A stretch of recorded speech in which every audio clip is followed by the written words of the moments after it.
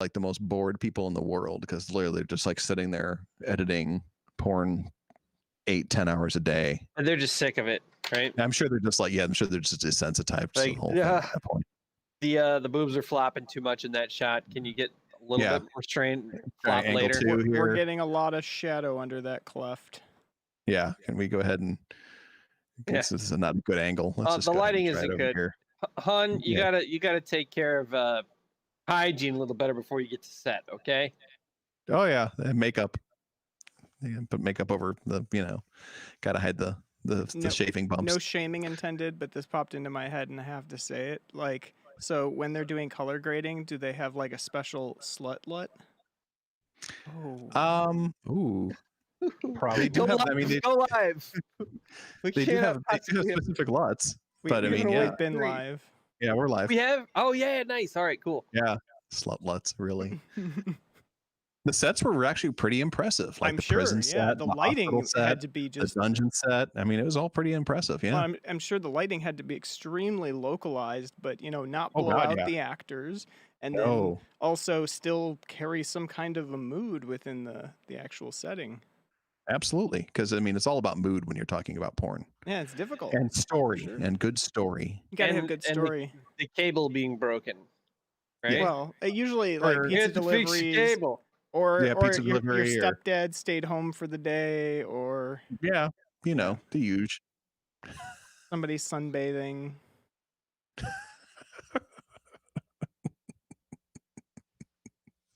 I mean, it degrades women and everything, and that's bad. But on the other hand, there's a lot you can learn about lighting from porn. There is, as well as handheld cameras and that kind of thing. I would recommend that you listen to a podcast with Mr. Eric Weinstein, where he interviews the actress who plays Riley Reid.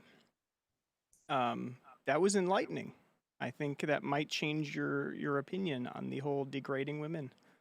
It depends on the place too, because some places are like that, but some of them are not. They're very some of them are run by women and stuff like that, and they're very particular about stuff. She's a pretty hardcore businesswoman, for lack of a better term, like multi-entrepreneur that just happens to.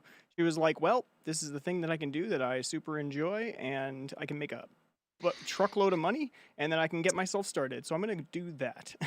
It's a multi-billion-dollar industry that pushes technologies no matter what happens. Oh yeah, it's always the forefront. Technologies are not decided until porn makes it happen. Yep. Look at the VHS versus Betamax war. Mm-hmm. Porn won VHS. That's why I was really kind of, and it's still kind of am bullish, although it's been pushed out a little bit for VR, because porn grabbed that instantly, and it was like, VR is going to take off then. Cool.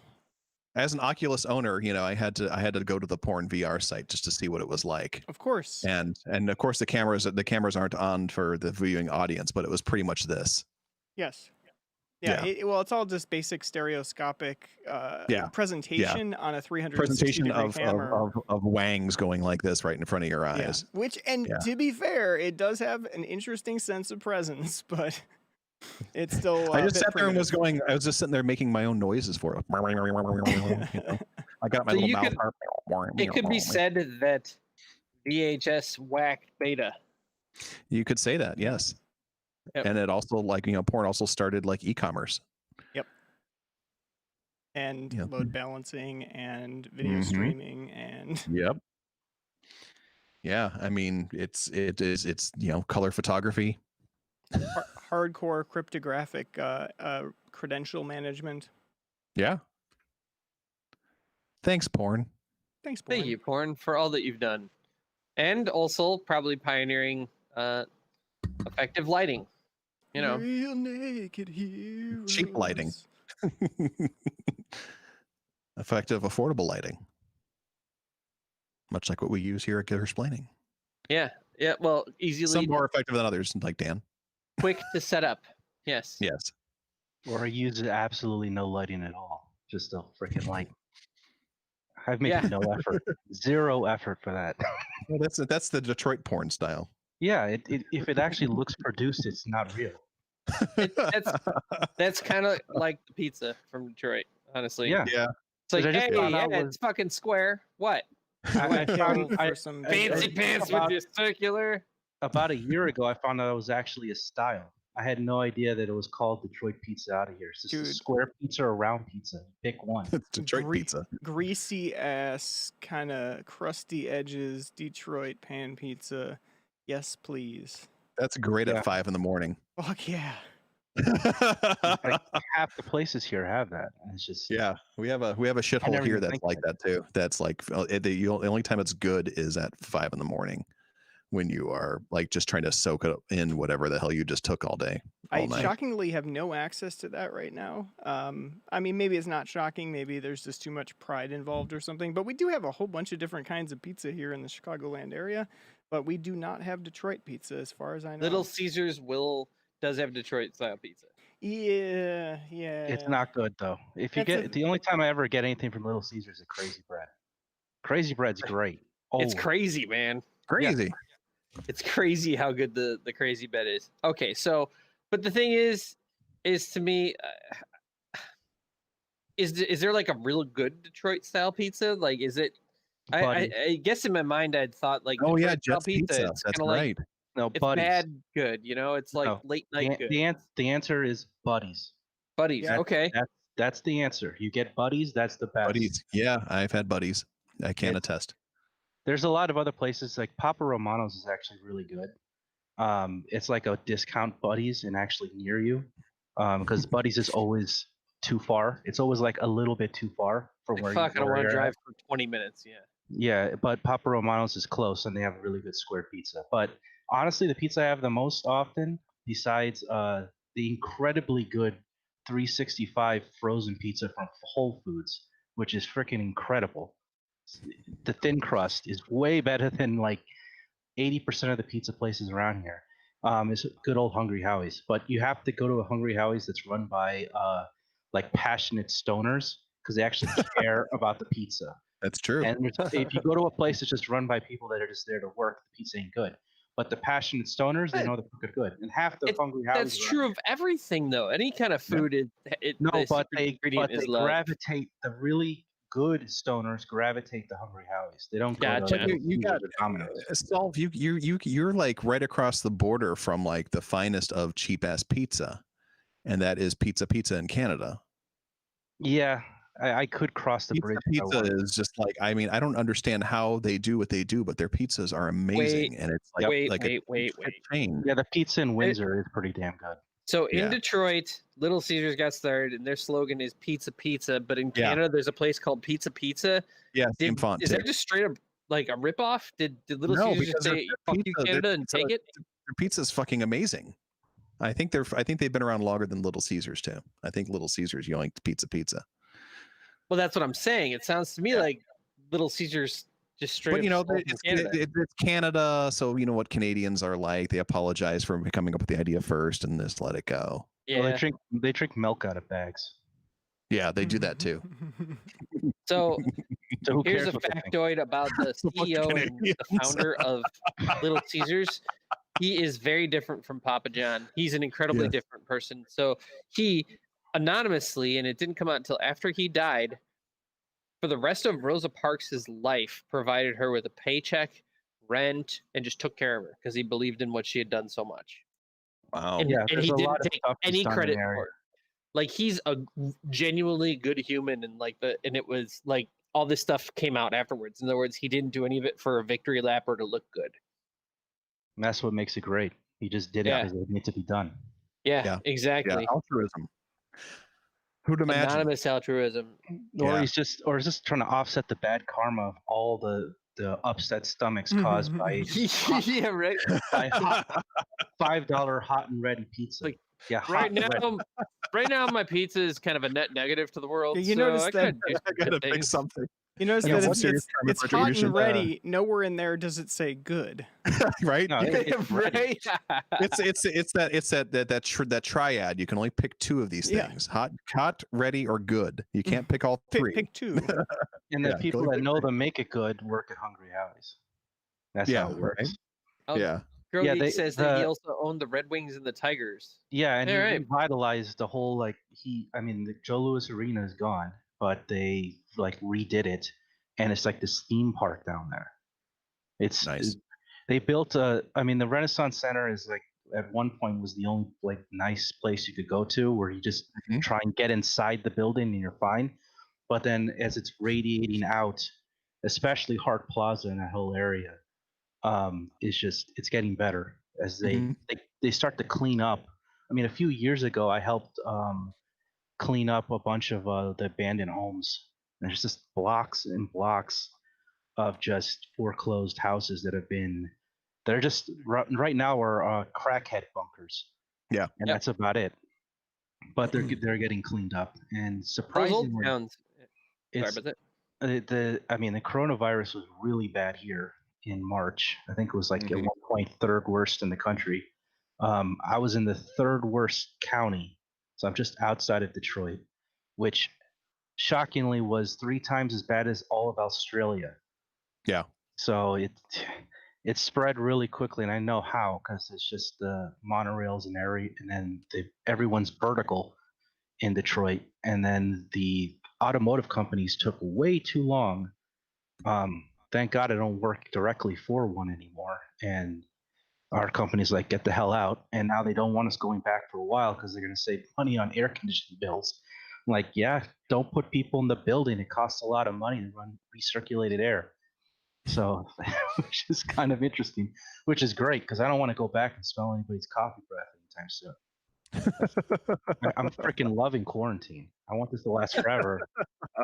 Hi, good morning, Saul. What's going on? How was your weekend? Usually those conversations don't last long because they get the coffee shits within 5 minutes and then they're gone. The coffee shits, the caffeine and they shits. come back. Like I don't drink coffee because of like my experience with people drinking loads of coffee and smelling that shit.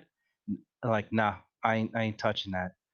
And I think it's extended my life a little bit. You should help it along and maybe add some Little Caesars laxative. Yeah, I was gonna say little Caesars would work, but some kind of laxatives to the coffee blend. No, the only thing worse than coffee breath is monster breath. The monster drinks. That's that smells like vinegar and piss, whatever the hell's in that stuff. Ooh. Yeah, vinegar and piss. Well, no, they have different flavors. So one of them is more like ball sacks and nachos. Well, there's also one that's just like shitty cotton candy, and I think that bothers me too. Well, whoever the extreme sugar vitamin, they just drink the classic and the sugar-free one or the zero, whatever the hell it is. That's the one that smells like vinegar and piss. I don't know about the other flavors. I don't want to drink that stuff. It looks like freaking turpentine. And yeah. It looks like if you poured a vat of it out, it would melt animated characters in front of you. Yeah, it'd be like Roger Rabbit.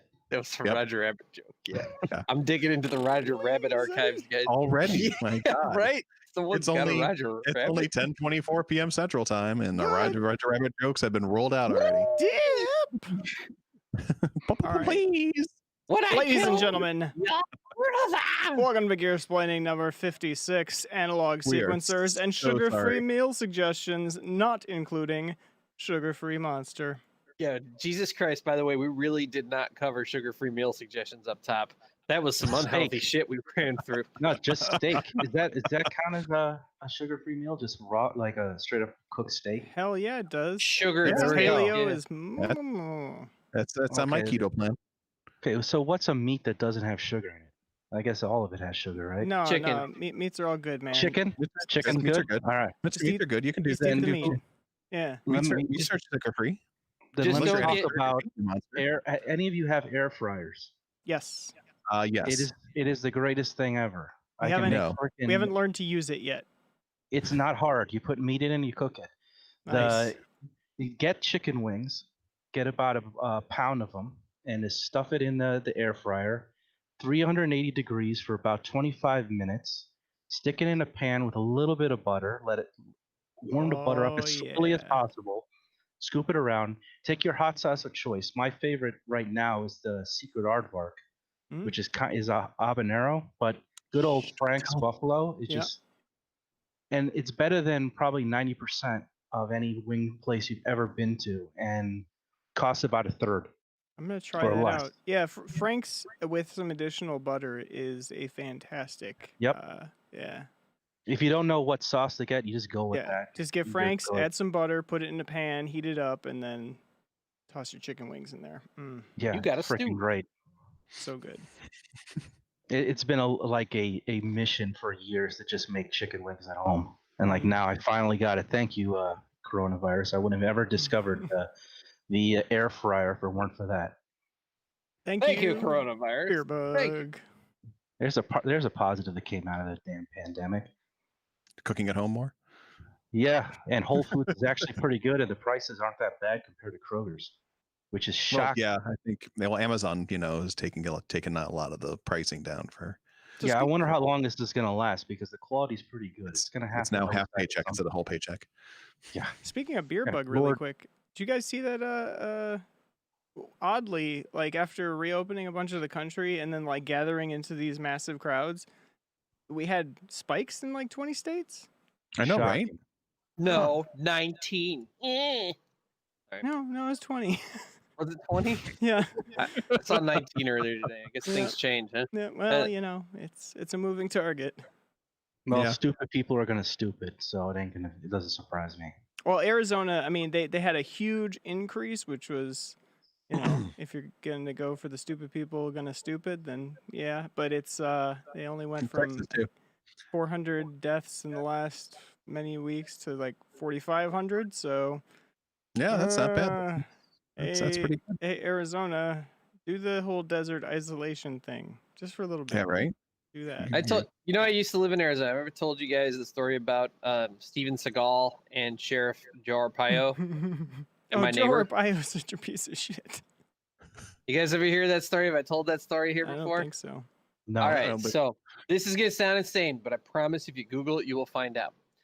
But Steven Seagal, one of my neighbors, not like my direct neighbor, like well down the block, but in a fucking tank, rolled into my neighbor's lawn and killed his dog with Joe Arpaio filming for a reality TV show and tried to arrest my neighbor for being like an illegal immigrant. Yeah, that sounds about right. Yeah, I'm not shocked at all. No. Yeah, That's a real thing. Wednesday. They didn't air it because I guess, killing the dog was too far. Also, my neighbor was not an illegal immigrant. He was just a Mexican guy, right? Yeah. So it was dark shit, man. But it was, just put it this way. I always knew that coronavirus was going to rip through that town, okay?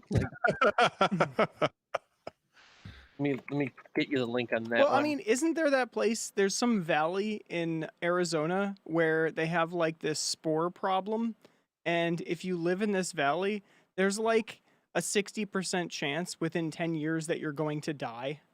Because like if you get one of these spores inhaled during one of the blooms in the spring, you die. Like there's no treatment, there's no like mitigation. Like you either get it or you don't, and if you get it, you die. But people still continue to live there. This sounds like heaven on earth. Yeah. I did not know that. Yeah, that is amazing. Look that up. It's crazy. It's some kind of a fungus that blooms in the springtime every year. And if they have high winds and it's during the springtime, like half the town dies. I'd move. That makes things so easy. Yeah. Yeah. I'd move. I'm guessing the real estate is still really expensive. Probably. Arizona? Yeah. It's actually relatively cheap. Just that neighborhood, just in Sporeville. Yeah, just in Spore, half everyone diesville. It's really expensive to live there for some reason. Yeah. Medical insurance probably costs a lot if you live there. All right. So on that note, I have posted a link. We should at least real quickly look at Steven Seagal getting patted on the shoulder while wearing full army fatigue. Reminder to everybody, when you see this fucking picture, Steven Seagal is not in the armed forces, and he's wearing Vietnam fatigues despite being in the goddamn desert. So here, Cole, keep bringing that up because it's special. It's, I think, I'm amazed he's not in his kung fu gear because he usually has like the kung fu shirt, and then he's got the sunglasses that he always wears. But yeah, now he has an awful mustache, I think. Actor Steven Seagal sued for driving tank into Arizona home, killing puppy. Actual thing that happened. Yep. Look at this douche. Guy. Yep. And look at Steve. Arpaio is apparently also a 4-star general. Wow, These yeah, guys look at that. love wanking their cranks. Yeah, no shit. Yep. What a bunch of jackals. Apparently, he has like an ace of spades upside down on his arm. Steven Seagal does. So, ladies and gentlemen, get out there, grab your sequencers, and build a hate track for our good buddy Joe Arpaio. Yep. And Steven Seagal you can make a two-parter song. Yep. All right, and on that note, let's pivot away. There's a lot of gear news to cover, and the reason why we're doing the theme this week that we're doing is because in the last few weeks we saw the release and shipment of a very special piece of gear. One that makes Solve's heart go pitter patter. Yes. Oh, the make noise thing? Yeah, it's pretty good. Yep. It's pretty cool. Pretty cool. Pretty cool. Review. You've been obsessing over it pretty for good. the past Pretty good. God knows how long. Yeah, it's like Well, 2 weeks of yeah. streams. Well, it's going to be in 2 weeks. It's going to be like 3 months. I mean, or 2 years or 20 years. I mean, that it's thing's one of those still going to things- work in 50 years, man. Oh, easily. I mean, pretty much everything around me is going to work in 50 years. As long as you don't like kick it. Just like, I mean, there's the two most it seems to be the two most popular synth places that sell out constantly are in Asheville, North Carolina, and they release stuff a week apart. Yeah. Make Noise and Moog. The founder of Make Noise started his synth career repairing and building Voyagers for Moog before deciding, I want to make my own stuff. And all of the stuff he makes it's not just weird Buchla Surge stuff. It's clearly the Moog angle is there, which is immediacy, musical immediacy, and which is something Buchla and Surge does not have. Buchla is sound immediacy. Surge is everything you want but not immediate. It's the best way of summing them up. Well, Make Noise. Maybe never. It's more of a eventuality. Yeah, you'll get there. Potential eventuality. You just got it, monkey boy. The thing with Surge is like you'll figure out if you use it. If you stare at the face panel and expect it to tell you something, it won't actually do anything. While Moog and Make Noise, you can look at the panel and kind of get an idea of what the hell's going on. Same with Buchla. Surge is there. I mean, Surge started off as DIY, and it's in a giant grid because it was cheaper to get a machine a panel in a grid with all the holes for the knobs instead of actually doing anything that looks ergonomic. Just here you go. It's cheaper. It's a hell of a lot cheaper than what Emerson, Lake and Palmer can afford. Go do what you want with it. Now it's a hell of a lot more expensive. It's funny how that switched around. But what makes this interesting is that I look at, I think the infrared to see what were the classic analog sequencers out there: the Moog 960, the Surge TKB, which is a touch keyboard, the ARP 1601, and what was the last one I was thinking of? The Buchla stuff, from the very first, arguably one of the first sequencers, the one that Subotnick. It sort of sequences, but you touch it and you physically sequence it by touching the key. It triggers a bunch of voltage. This covers all of that ground, and it's for $400, which is still not the best deal. If we're going to jump to the punchline, what's the analog sequencer I should buy? Is the Korg SQ1. It's $100 on Amazon. It's useful for anything that has a CV input. Get that. And then if you really like the SQ1 and you want to actually touch the notes, which is something that there's not many ways you can do that in modular. Like with the keyboard, you can touch notes. You can hit this thing and something happens. In modular, you turn a bunch of knobs and you just sort of watch it do something, which is fun in its own right, but I kind of got bored of it. So as I started playing with especially like the synths that used aftertouch and whatnot, and getting addicted to that, being able to just bend the notes around just simply by playing the keyboard more, I use the modular less and less. This comes out at the exact time I needed it, which is now I'm using the modular in a way that I haven't used ever, where the and I'm going off, and what I've made so far isn't even music. It's just whatever the hell I feel like doing. Like I haven't even tried to make music with it yet. You could, like, if I wanted to actually make music right now, I could just stop with the time fluctuation nonsense, actually use a quantizer, try and like sequence it in a nice way and structure it musically, create harmony and all that other, book shit. I could do that. But you don't learn anything in modular by trying to make it work like a keyboard. The first time you get a new module, the first thing you should do is not think about making it do anything you even remotely heard before. Turn the knobs in every direction. Isn't that the classic path though? Like somebody gets into modular and they're like, "How do I build my synthesizer?" You're like, yeah, well, it's like you should have just buy a synthesizer. Yeah, if you want an SH101, go get something like that. If you get modular, you're going the wrong direction, and you see somebody put a Reddit post up like, "Eurorack's not for me. I just spent $5,000 on the thing I don't understand." I'm like, well, why'd you do that? Well, congratulations. You could just you didn't even bother to figure out how the thing worked. But well, if there's something to be said about like putting something together that you don't understand and just having fun with it anyway. True, but it's the cost makes that dangerous though. Yeah, it takes it's one of those things like, some people can take that risk. Like my first risk was $1,500 to get into modular, which at the time was a lot of money. Sure. And it's still a lot of money to just take a risk on that. But I had spent, I think, a good 6 months researching just everything that existed in the market, what it did. Tried to find, there was barely any YouTube videos. Now there's plenty of even some stuff there isn't.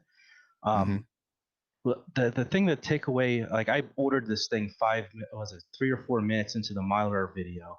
I'm like, this is exactly what I wanted. They Make Noise has, I think 10 years ago, they released their pressure points and brains module, where brains lets you clock it and link 2 pressure points together, which are very similar to this. They're 4-stage, 3-row sequencers. What was that? And it's nice, but it takes up too much space in the case, so I never bought it. And the touch plates are very finicky. Like I've learned that with the Rene, it's like your hands have to be somewhat moist to use it, which is kind of freaking annoying. But this one solves the problem. It's like it's instantaneous. It's very immediate. And the 3 rows, you have the pitch row, which you can use a quantizer if you want to. You have the strength row, which is really just the farther you turn it to the right, the louder it gets. But it does contour the envelope generator that's built into it. But what makes the thing so interesting and different is the time row. And there's not a lot of stuff out there that has something that lets you sequence the amount of time per step. So basically you're getting different BPM per step, which creates a polyrhythm. And then if you put it all together, you get 1 BPM. So kind of like how the subharmonicon creates polyrhythms by dividing clocks, layering divided clock, which is not a new concept. The Eurorack, it's been in Eurorack forever. Right. But subharmonicon actually gives it to you for a hell of a lot cheaper. If you were to actually recreate a subharmonicon, you're looking at like $1,500 to $2,000, or $700 for the Moog one. You're done. Right. But there's not much that lets you sequence time. And that element, which is going to take me a long time to learn, you can easily just sort of go in one's all the way down and one's a little up, and then alternate to create a swing, because that's what swing is. Right. But then why would you do that? You could do swing with anything. That's just where you start, right? Yeah, that's what you start like. Oh, wow, neat. But then you have what if you turn one all the way over? Mhm. So the range of the knobs is huge, as well as moving the speed knob. And what's another thing is that I found out a couple nights ago is it outputs clock, which is fine. It's expected to do that. But unlike a lot of sequencers out there that accept accept an analog clock as well as put out an analog clock, you pick, is it internal or external? The no control is both. If it's receiving clock, it'll work to that clock. But if you adjust the actual speed of the internal clock, it'll sort of approximate it. So you end up with another clock. And this is all dependent on the time and the strength. So what you can do is you can have it set up to a rigid clock from like MIDI, convert it to MIDI or MIDI to analog, whatever. And then you adjust the internal clock. It'll actually change the length of the internal envelope generator. So the slower the clock, the longer the decays. The shorter the clock, the more staccato it gets. So then you can create ties, and there's so much inner working within the thing because it is 100% analog. I think it's the only sequencer I have besides one, the Z8000 from Tip Top, that's completely analog. Everything has some digital guts in it to keep it well in check. I'd say if you're interested in a touch sequencer, and there's not many out there, this is by far the best one and the cheapest, which is rare. Very rarely do you find the best one and the cheapest is the same thing. Your next best is the Surge TKB that Random Source has. That's like $1,800. For that money, you could get a Circlon if you could find one. You can get a couple squids, or was it the other one? A couple pyramids. I guess you could probably get 2 deluges for that, so it's not even worth it. And unless you want to stay all Surge. Yeah, unless you really want to go that. But a lot of the Surge guys reading about it, they're like, you know what? I'm just going to get this thing. And some people have sold the TKB. It's double the steps, but it doesn't have an internal clock, and you could get 2 no controls for $800, and you pretty much have the same control, the same amount of. You can have them chain into each other because of the way the patching works on the no control. One starts the other one. So.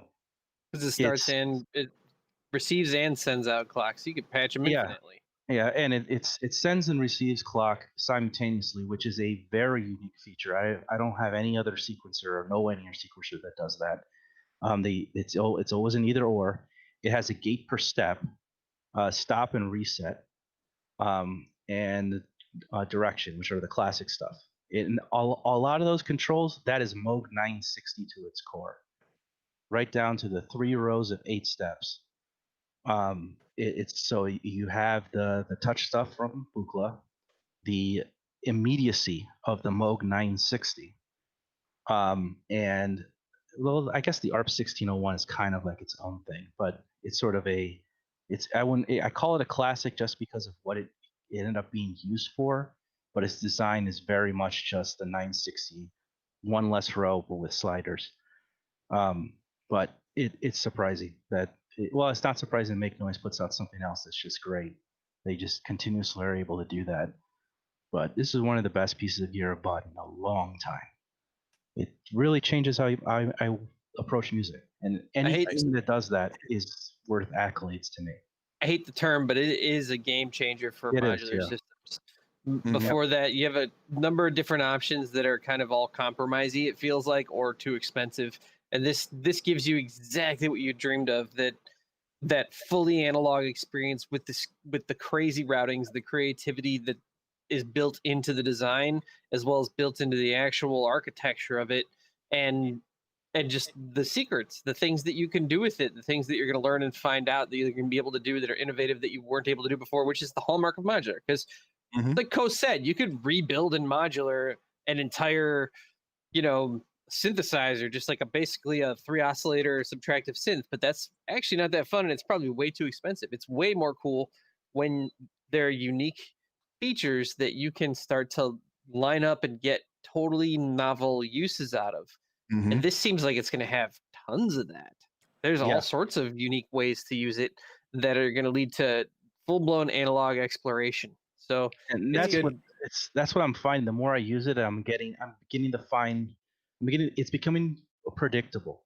And that's anything you use, any in musical instrument, the more you use it, you start to notice how it works consistently, and you can recreate it.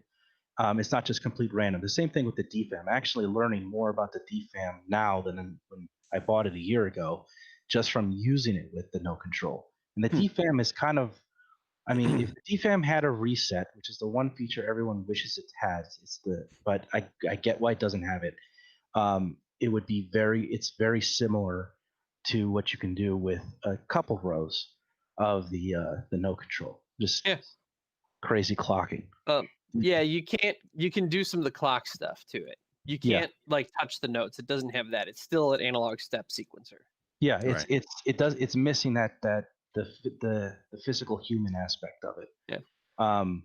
But I do have to mention that the Korg SQ1 is it even if you don't use it for anything else besides what I'm using right now, which is to convert analog clock to MIDI clock, which is a very rare feature, and it's only available in some really expensive stuff that doesn't really do anything else worth a crap. I'm finding a lot of my gear responds surprisingly well to the regular clock coming out of the no control, and stuff is staying in sync. The machine drum has the best MIDI protocol of anything, so even better than the Circlon, and the Circlon's a close second. Everything else is sort of The Strymon timeline actually locks up after if it gets too weird a clock and just stops working. It won't even process sound. The Volante Confirmed. the Volante Really? actually, if you send enough clock changes, it'll just stop working. Damn. The Volante, on the other hand, because it never really looked at MIDI clock as more than a suggestion, it just keeps going, which is nice. But it's not like changing itself. It's flinging notes wherever it kind of last was and approximates. It does. But it doesn't seize up either, huh? Yeah, it's just sort of it's a little different. The Volante just flat out ignores crazy clock and just chooses whatever the knob is at, which is nice. So it doesn't cause all the pitch fluctuations. Yeah. Now the Moog delay is spot on with the clock changes. So now I'm getting all these pitch jumps around, and which you've probably played around with the Matriarch. It's very similar to that, but it's reacting. Got that patched right now to happen, actually. It's reacting off of MIDI changes.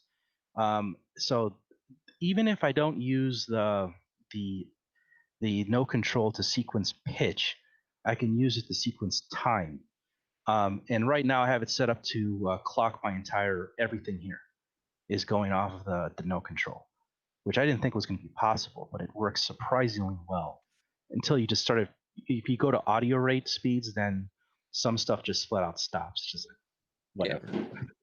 So on the DFAM, you can totally come out of there and go into trigger and use that for clock instead of advanced clock.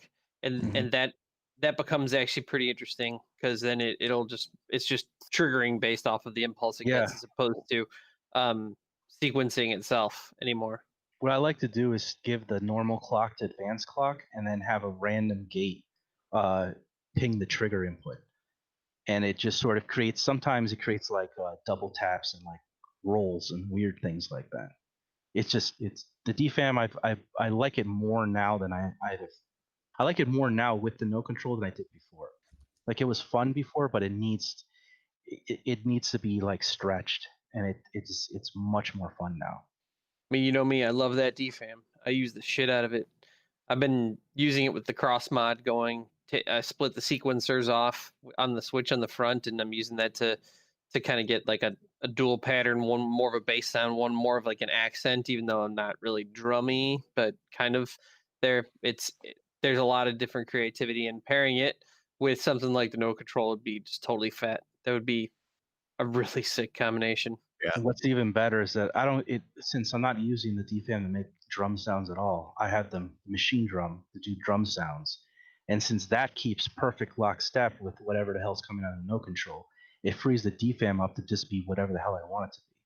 So the machine drum has been dusty for years. I bought it in 2011, and I was just annoyed by it because it didn't sound like an 808 and 909 because it's not an 808 and 909. No, it's not. It is not. It's its own thing. It has a bunch of sounds that get you pretty close, but it doesn't. The boutiques nail it. So I'm good on that front. But the machine drum excels when it's just creating percussion and just new sounds, new drum sounds, not even your typical kick and snare. And that just opened up a whole bunch of things. Callus says that he's getting a DFAM. It looks like Wambras is going to Callus. That's kind of cool. He's got to figure out a MIDI solution for the DFAM. Callus, I'm not sure what drum machines you have, if any of them put out like clock. I think you have a Volca Beats. I think that puts out clock, and that might do it. I would try that first. Advance the sequencer on there. You have an MS-20, so you can use the trigger out on that. You can feed it. You can have a clock off of that, so you're good there. You can if you have I don't know how many outputs are on the MPC 2500, but you can sample a analog clock pulse, and then just use that. That'll work fine. On my rig, I have it coming off of, I believe right now, the Impact, but I've also had it coming off of the TR8S, and that's cool. Coming off the TR8S means that when you throw the swing around, you swing the advances of the clock on the DFAM. It's very reactive. It handles it pretty well. You have to send gate to what? No, to Wambra. It's got a full sequencer on it. Yeah, you don't have to. Yeah, no, you can just send a pulse to like the sequencer advance or whatever. Yeah, and it just does the rest of it for you. Yeah. Yeah. I could be wrong on that. Wambra knows his shit, so now I'm kind of doubting what I just said, but we'll see. Anyway, hey, real quick, I did want to pimp something. You know what? Actually, no, he is right. You have to give it a gate, not a trigger. Yeah. You can. Yeah, he's right. And there is a difference betwing those because the length. Can you not sample that? You can sample it. Yeah. So okay. we're actually all right. So like the end of a Disney movie or something. Yep. Aw. All right. So throw back and laugh. No, that's where we realized the real value of what we talked about was friends. All right. Neon has a new track out. Neon, can you throw a link into chat? I want to pimp this. I want to get you a couple sales tonight. Neon has a new track out. It's very good. I've listened to it on Spotify a few times. So I want to see if we can whip up a few sales. Who knows? Sometimes that works in chat. J-Rod, what's happening? How are you? J-Rod. All right, everyone go click on that link and buy the track there. It costs $30. $3,000. $3,000. And Ingress is the one I'd been listening to. $1 to buy a digital track, and that will support it. I am literally doing it right now. Hells yeah. I cannot believe this stuff is on the radio. Someone just followed or did something. J-Rod did. J-Rod. There he is. Boom, you got at least one more sale. 75 more cents. Yes, fellow Ohio. There's a lot of Ohio here. Hey, so in our circle, I don't know if you guys noticed, but we've started to develop an Idaho cluster. Did anybody else catch that in the Saturday thing? Yeah. So that means we have a Chicago cluster, a California cluster, an Ohio cluster, and now an Idaho cluster is growing. How cool is that? There's a Hawaii cluster too. I know there's at least one person in Hawaii. I didn't realize there's a whole cluster though. It's an entire group of people. That channel has got like a different show every day. Yeah, that's true. Okay, so they're all in that channel. I actually need to find out more about like what that is, because I'm IOU Studio is the person we talk to, but I don't know if it's like always if there's always one consistent person. Octopus is the main guy that we've talked to, but there's a whole bunch of people in that whole collective. Gotcha. Yeah, they're great. They're all folks who kind of caught on to what we're doing and what we're up to from the last since Saturday, and It's pretty cool. We got another one coming up in 2 weeks, right? Yeah, Or a week and a the half. 20th. Yeah, the 20th.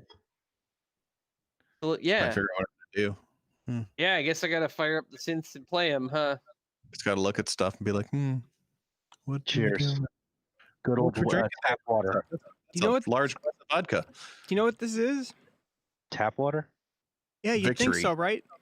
You've all had grape soda before, right? Hell yeah, I've had grape soda. I'm the king of grape soda. This is straight up grape soda. I could tell. Yeah, all right, sure, whatever. That's not the grape soda that like the soda that the grape farted next to. No, it is straight up grape soda. It is that grape. Is it sugar free? It is, yeah. All right, keeping with the theme of sugar free stuff. It is sugar free. It has creatine and CoQ10, BCAA. What's that? Oh, Ix is leaving us. Wait, what? CoQ10 is what kind of confused me there. What's CoQ10? Diet Fago grape. God, that's awful. Diet Fago grape.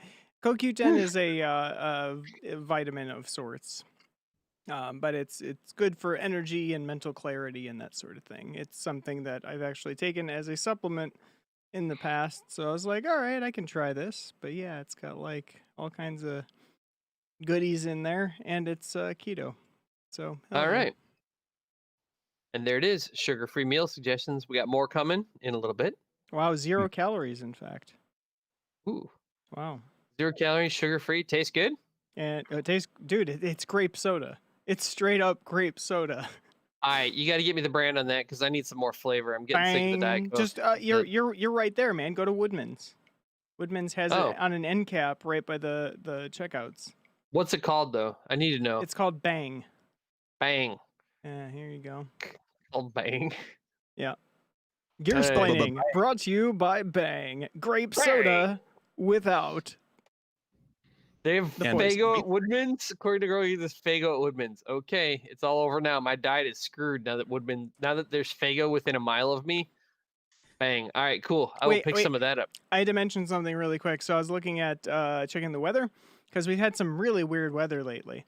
And Dan, I'm sure you remember it's been like weirdly windy and like the rain's just kind of weird. Everything is weird, right? Today was pretty weird, yeah.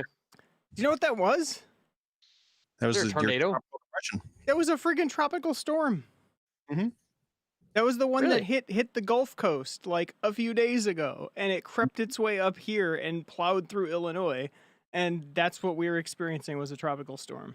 Yeah, they were talking about how it was making landfall again from Lake Superior. Yeah, it's so weird. I got lucky that my power's still working because there's like a good 20% in the area that's out. So got lucky. That makes sense. Today, when it was raining, it was also warm for a while. And then it got weirdly chilly, and then it got weirdly chilly, and then it got bright. Right before sunset, it got bright again. All right. Well, anything can fucking happen in 2020. Tropical storms coming from Lake Michigan or wherever. Don't correct me on the weird science. 2020 just totally hold my beard us. Yeah, exactly. Yeah, I didn't count on that. It sucked because I wanted to, we were all playing outside, and then as soon as I got out of work, all the weather went to hell, and everyone ran into the garage, and we had to hang out in the garage, and that just sucks. It's way more fun if you can hang out on the trampoline. Hi, Lori. All right. We're talking about analog sequencers tonight. Analog sequencers. We got some nice. Look at that. Wait, what happened? We just got we got an analog sequencer brazier throw. Oh, hell yeah. Not just guitars. Not just guitars. Analog sequencers are hot too. Guitars I understood because that's kind of a fetish, right? That can be a kink. I didn't know the analog sequencers did it though. Analog sequencers are a fetish. They are now. You don't have enough of them. You don't understand. Yeah, usually for middle-aged dudes though. Yes, that's technically still a fetish. Yep. But guitars, I mean, I understood. I didn't say it was a fetish to be proud of. It's a happy surprise. Solve, we see how you rub that thing. Yeah. You're talking to somebody who's way too into it. Yeah, what are you into? Well, I like hockey. How about you? Oh, I'm into baseball and I work on my car. How about you? Knobs. Yeah. Knobs. I get off on touch plates. Touch Like a plates lot and of them. sliders. I actually have an opinion on which control I like most. So that tells you enough. All right. There you go. What is it? What's the control you like the most? What Sliders. controller gets you off? Sliders. Sliders get you off? Look at the Odyssey. I think that's the best interface ever. All Wow. sliders. Sorry, I think that's absolute bullshit. I'm more of a knob guy. Just as a follow-up really quick to the That's earlier trend. conversation about analog sequencers, I'm seriously considering that no control. That thing, it looks like a lot of fun, and it looks like exactly the kind of thing that I would want for that level of immediacy. I still do plenty of stuff elsewhere, and I think I'd still probably have the key step involved, but that thing just seems really, really handy. And the price is right. It has no overlap with anything you mentioned. It's its own Right. thing. Yeah, exactly. It's like, It'll hey, work here's the great surface that does alongside your new these things. sequencer, man. It'll work great alongside that thing.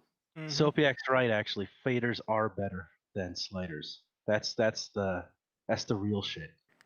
Hey, Bridgewater wonders if there's a slider con to go with knob con, and if there is, I don't know if there is. I hope they hate each other. I think You know? SliderCon, we could make that the after hours to NobCon, you know.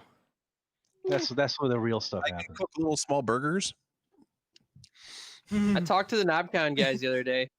It's not off, but they are, however, going to be very safe, and they're not going to do it if it would make anybody unsafe. Yeah. But Yeah. they have not yet officially canceled. Still, It's gonna get canceled. potentially happening. I sure as hell ain't going. Yeah, No so way. we'll see what happens. If numbers are bad, they're not going to do it. They're really good guys, and they're very committed to making sure that safety is the first thing. So, but there's been no motion since last time. So right now, everybody's still in a holding pattern. Yes. Anyway, Suit and tie guy ties into the analog sequencer. He's got one of the greatest vaporware sequencers in recent memory, the Archangel. I think he has the only one that's ever been made. Oh, really? They never And launched it? It's had like a page where you can see that it exists on Analog Haven for about 10 years now. I don't think it's ever been available to buy. And it's kind of the ultimate sequencer. It's got touch plates. It's got all the rows and knobs and everything. But I think he's got the only. I think he's got the only one. He got to build up just for himself. Yeah. He was planning on launching it because he does make a bunch of modules in 5U and Eurorack that are really good, by the way. A lot of Moog stuff. Yeah. And like he is a Berlin School guy, and this is like the ultimate Berlin School sequencer. Just never happened. So hopefully it actually happens someday. It's pretty damn cool. I don't know, something from that long ago has usually a hard time getting resurrected. It's a tough expectation. If it really had a market, they probably would have gone to market. You know what I mean? Oh, he had the market. It's just apparently the tooling costs and there's too much variance and stuff that he would have put some out and like 8 of them would have been good and 2 of them would have been crap, and that would have sunk the whole ship. Yeah. But then time went on too far and missed a chance. But he's got the good. He and Mike may come on the show. If NobCon is still happening sometime in the weeks prior to NobCon, before they get real crazy with planning, just to help promote and pimp it up.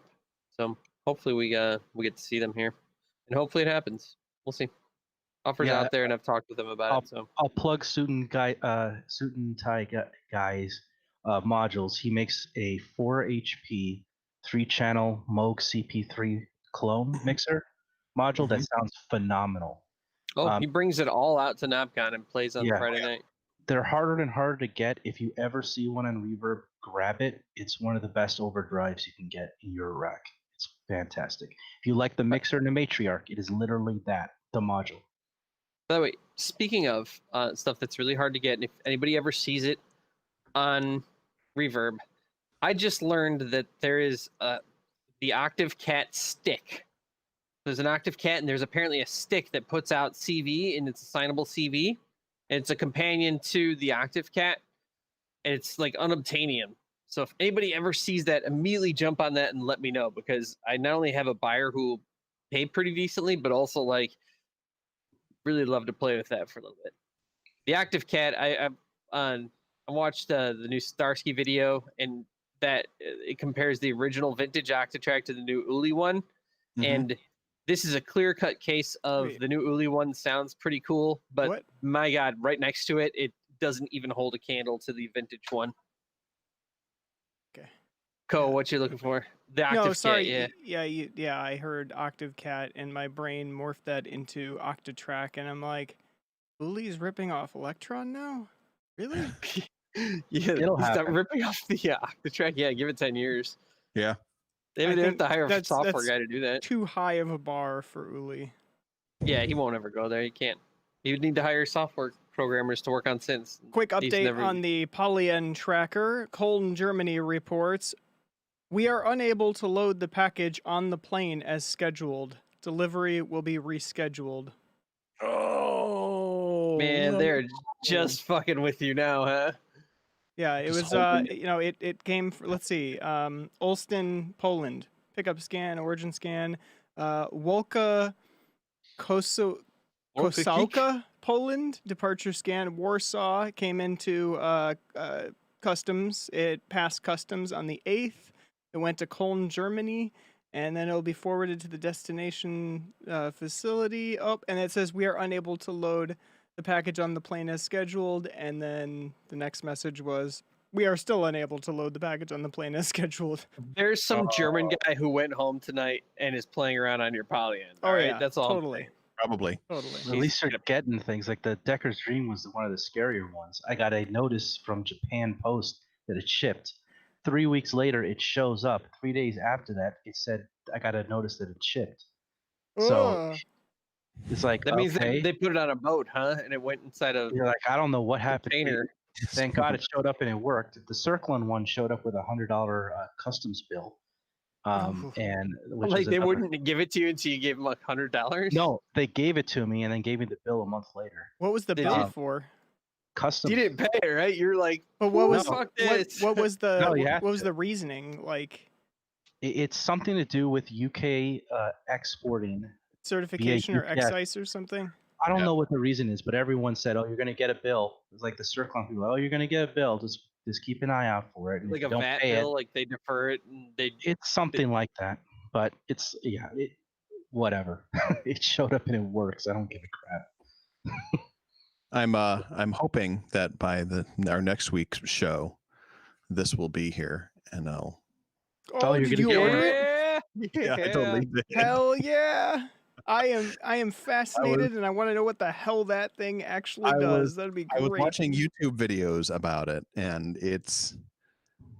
First of all, the ones that Soma Labs put out, just forget it, because it's just like I don't know. I don't know how much ketamine those guys eat per day. You're like, a very nice art project, but I'd love to know what it does.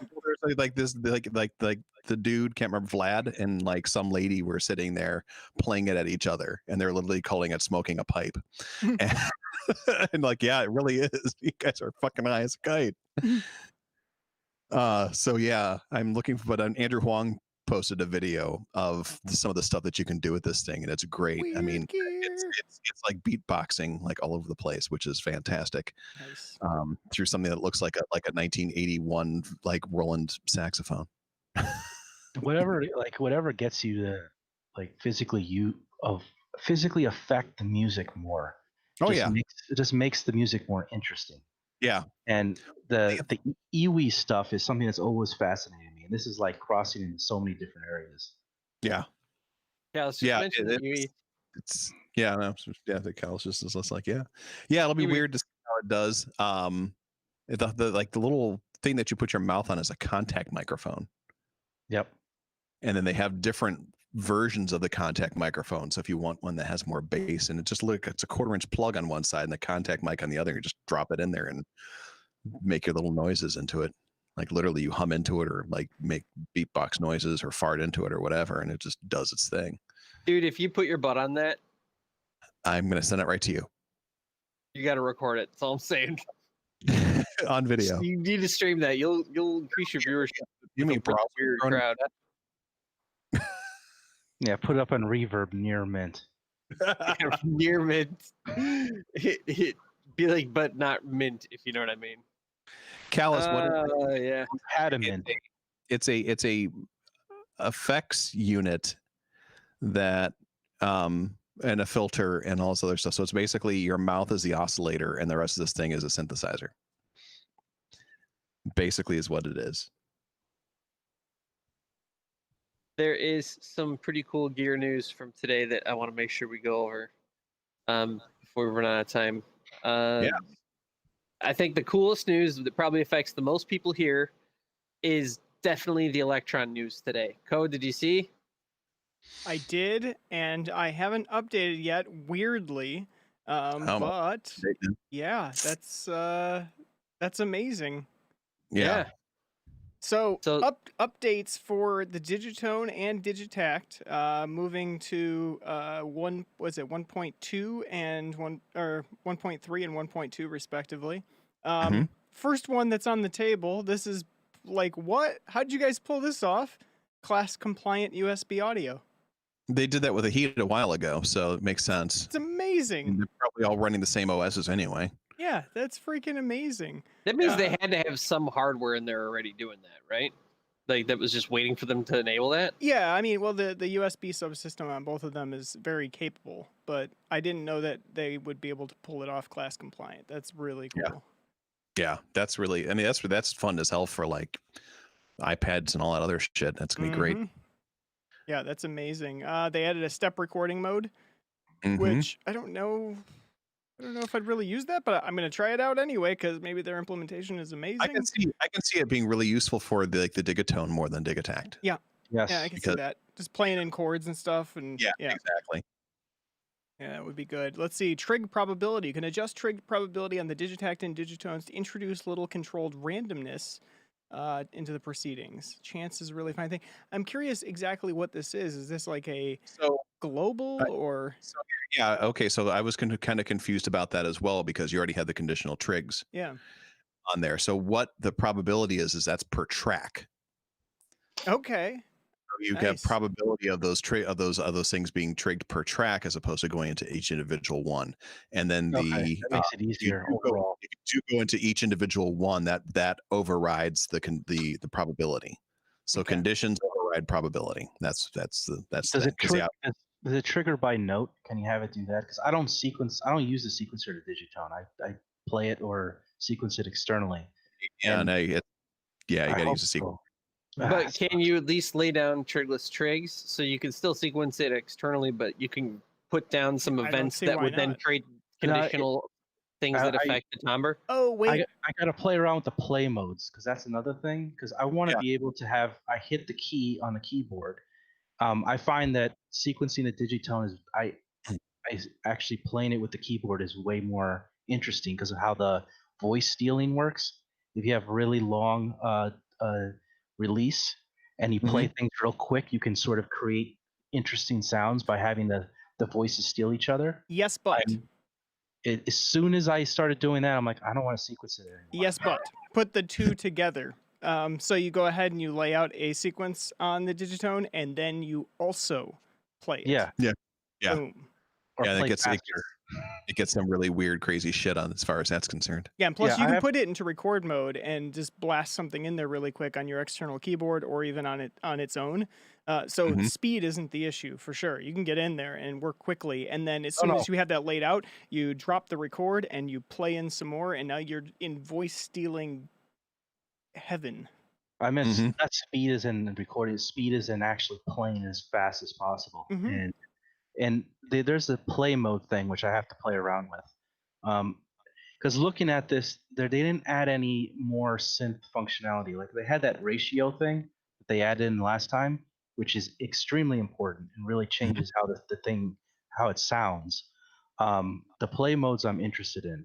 You talking about when they added the 3 new ratio adjustments on the second page? Yeah, that was really useful. Very important. That opened up a new world of synthesis there. That's like this. That was one of the missing features that had the DX7. Besides the more operators, that set the DX7 apart is all those ratios, which are not like they're linear. They're not logarithmic. So the way how you play changes it, and you can create more alive sounds that way. And you could get you can get much finer in there, and then make those kind of more detailed changes and see what's going on in between, rather than these large steps in either direction. Yep, just like -2 in either direction. Like one's -2, one's +2, and you're done for most of the time. That should be like the default.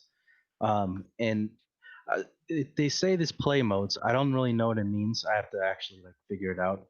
I guess mono legato. I get it. Mono. Poly with mono LFOs. That might be sounds intriguing. That might be interesting for like really wavy chords, where you don't want each note being its own wavy. You want the whole thing to be wavy, right? And I don't know. I guess poly is what it was before. But well, in the poly with the mono LFOs, with that you can end up with, you know, as you're playing the chord, depending on how you have it set up, then you can have that, like one of the partials essentially be one of those layers. So yeah, then you could just throw an LFO on that, and it's that would be really interesting. Yeah, there's a reason I stuck it right there. It's because if it's too far away, I don't use it. Yep. Like anything that's like right here, if it's close, it's because I need to have it in front of me. It's my favorite exploration synthesizer for sure. Yeah. Let's see. We got the Trig Preview. I'm not exactly sure what that does. I haven't taken a look at that too much yet. Yeah, you can preview individual trigs whenever you want without having to wait for the track to catch up.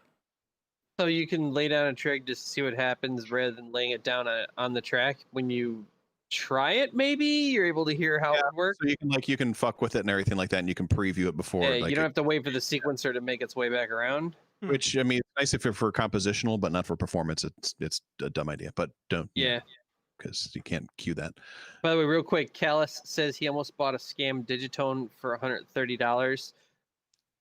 There's also there's websites that do that. That's not what I'm talking about. What should we call the scam digitone? What are you talking about? What is the Dirgitone? What's the scam digitone? I think it's probably a website with a picture of a digitone that says it's for sale for $130, and they get your credit card information and run up a bill. Yeah, there's plenty of scams like that. I call it bullshit. But I'm going for what's the funny name for a scam digitone? Like let's say you went to the National Mall in DC and some guy was like, "Hey, you want to get some Ray-Bans?" And you look at them and they really say they're Ray-Mans, you know? And then he's like, "What do you want a digitone?" Yeah, I know, I would too, right? No, but if then he's like, "You want a digitone? What would it be called? Is it a Dirgitone?" No, Diggy Scone, and it's actually like a breakfast treat. It's made of sugar. It's made of scone material. It'd be the Digiscone, and it comes in this or the Digistone, pastry, and it's made of rock. Like the dude literally chiseled it together and stuff. The Digistone, dude, I would buy that in a stone cold second. Okay, and have it in like a grayish, kind of off-white color, so that it's special edition Digistone. It'll match the model cycles. The Digitune's pretty good. Digitune is actually pretty good. Yeah. Now the Digistone, I argue, would probably have to have really if you're gonna use it like stone to chisel it, you got to go with the Renaissance, like the Michelangelo sculpture. You got to put a penis on there somewhere. I like the jabroni. Then they build the Dig-a-Bone, if that's the case. The Dig-a-Bone, the Dig-a-Stone bone. The Digibroni is the loser Digitone. The Digibroni. So real quick, just to cut through these. So increase sample skills for Digitact. So parameter randomization, it used to be a global thing. Apparently you'll be able to use that to shuffle sample slots, which is kind of cool. I mean, you could kind of do that anyway with an LFO, but maybe they'll have some better way of doing that now. And then also keep your sample list or sound pool better organized across all Digimachines, with easier removal of unused sounds. Yay! So maybe less clicks or something. Select unused, and it will just yank those all out. Oh, that's great, because management on those things kind of sucks. Let's see, lots of improvements and fixes. Check the release notes. I will. And then Overbridge, don't care. It's mostly like UI stuff is what they want to fix, to like a lot of, not so much like how the synths work or anything like that or anything, but it's more along the lines of sequencer fixes and updates and stuff like that. So I think it's fantastic. I love that they're still, I'm glad that they're still doing updates on the Digitact, and they're not we're going to put out a Digitech Mark II that'll look exactly the same, but it's going to have a slightly different colored LED screen on it. It'll be gray. Yeah, it's like the analog heat and the analog heat too. It's just like, you fucks. It doesn't make any The sense. analog, you know what though? Here's what I appreciate about that. I know that was a little controversial, but what I like about that is you're not going to buy an Electron and be worried that they're going to come out with a Mark II that's going to make you kind of wish you didn't have your Mark I. Right. Well, and that's the thing, really, is because it's not like there's almost no differences between the Mark I and the Mark II. The Octatrack has like a few extra buttons and different change buttons, and it's great. The Mark II Heat has a slightly bigger screen. It's at the same price point. No one's gonna have their gas triggered and freak out and sell and upgrade. I will say probably one of those features. The Analog Rhythm Mark II was probably the one that was the biggest change between the Mark I and Mark II. Yeah, that's true. Yeah, I mean, the Mark II made me want to buy the Rhythm. I mean, I have Rhythm, but I mean, they upgraded the shit out of a bunch. I mean, I heard the pads were actually functional and awesome. They added a whole bunch more as far as features were concerned. The sample stuff was huge. And they added the random capability to just lock up during a set. So that added, keeping you on your toes. That's fixed now. Yeah. Well, is a launch feature. So yeah. Better than Akai, right? I did have that happen. So can confirm. But do you want to jump over to Akai really quick? Yeah, let's do it. We should have covered this a couple weeks ago, but we really went deep on, I think, Papa John, honestly, but I'm not totally sure. So we didn't get to it. It was always keytars. I think we just boned over keytars, and that was that. Now that we're talking about launch features, I'd like to discuss the MPC Live. So I bought the MPC Live basically at launch, the original. Very solid piece of kit. Incomprehensible workflow for somebody who's never used an MPC before. But everything about it worked the way it was supposed to, and it felt really good, except MIDI. Yeah, MIDI was effectively not functional on it. It just didn't work. Actually, I should take that back. The only thing that didn't work truly were CCs and clock. Nothing important. And so it would just incomprehensibly fall out of step with every piece of gear that you'd connected to, whether it was Clockmaster or if you're sending pitch and note information, you might not know. But if you're actually using it as a master clock, sending clock to something else that needs to run in time, or if you're boner, or if you're trying to trigger it from another device and send clock to it, no, it wasn't going to happen. Like if you plug in a keyboard and just play notes into it, it's fine. Worked great. Well, they're advertising this as like the centerpiece for your studio kind of thing. Yes, they were. Embarrassing.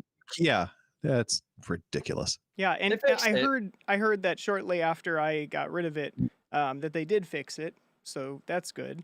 But yeah, that just didn't make any sense. So now here they are with the Mark II, which looks like they've added a couple of things that I would have appreciated for sure. As far as the button controls and things like that. The layout's basically the same, which is great because it was very good layout. The capacitive knobs, which at the time was not as prevalent. Today, we see that in a ton of devices. The part I don't understand, and I'm assuming that grill on the bottom are speakers. The speaker. Yeah, it's speakers. Stop putting speakers in my shit. I don't want it. I don't fucking want it. Like, don't add a single dollar of BOM cost to put dumb, shitty speakers in my device. I'm not on the train pissing everyone off on my way to work making beats. That's not what's happening. I always have headphones plugged in if I'm using it on the go. The battery in it, awesome. Even in the Mark I, that thing was so fucking badass. It was so good. Be way better than speakers if they put Bluetooth on there so that you could wear AirPods. Yeah, that so would you be can way more convenient. You can ruin your MPC's badass audio sound. I do like that on the Deluge there's a speaker, and then the instruction manual they have the little thing saying speaker, and then in parentheses for emergency use only. Because the speaker on it's like a cell phone speaker. It's garbage, and they know it's garbage. They just put it on there just because I think they just need something to fill that space. That was like the Organelle, like the upgraded Organelle. It's like, why did you put a speaker on this? Like, just stop it. Just stop it. Get help. Like, I could not agree more. Fucking speakers. The only thing I have that has a speaker that I found kind of useful though was the TB03.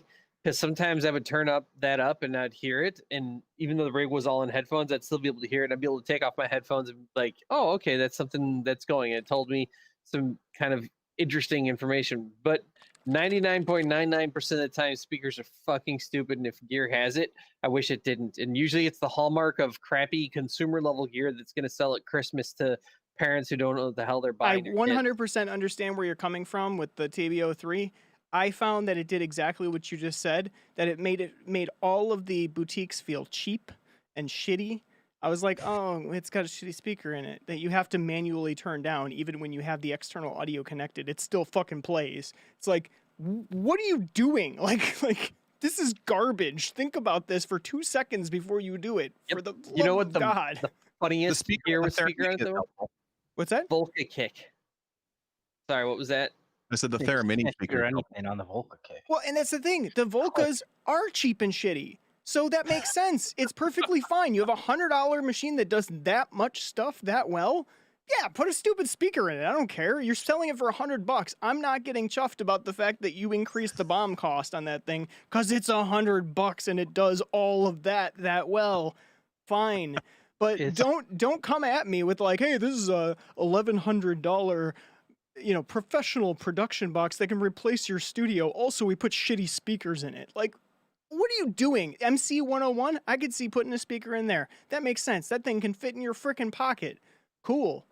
707? I don't You know. put a fucking speaker in there, I'll punch you in the face. Like, that is a piece of equipment. That is not a toy. That is not a fun synth. It's a workstation. Like, Yeah, but don't even if it's sully cheap, it.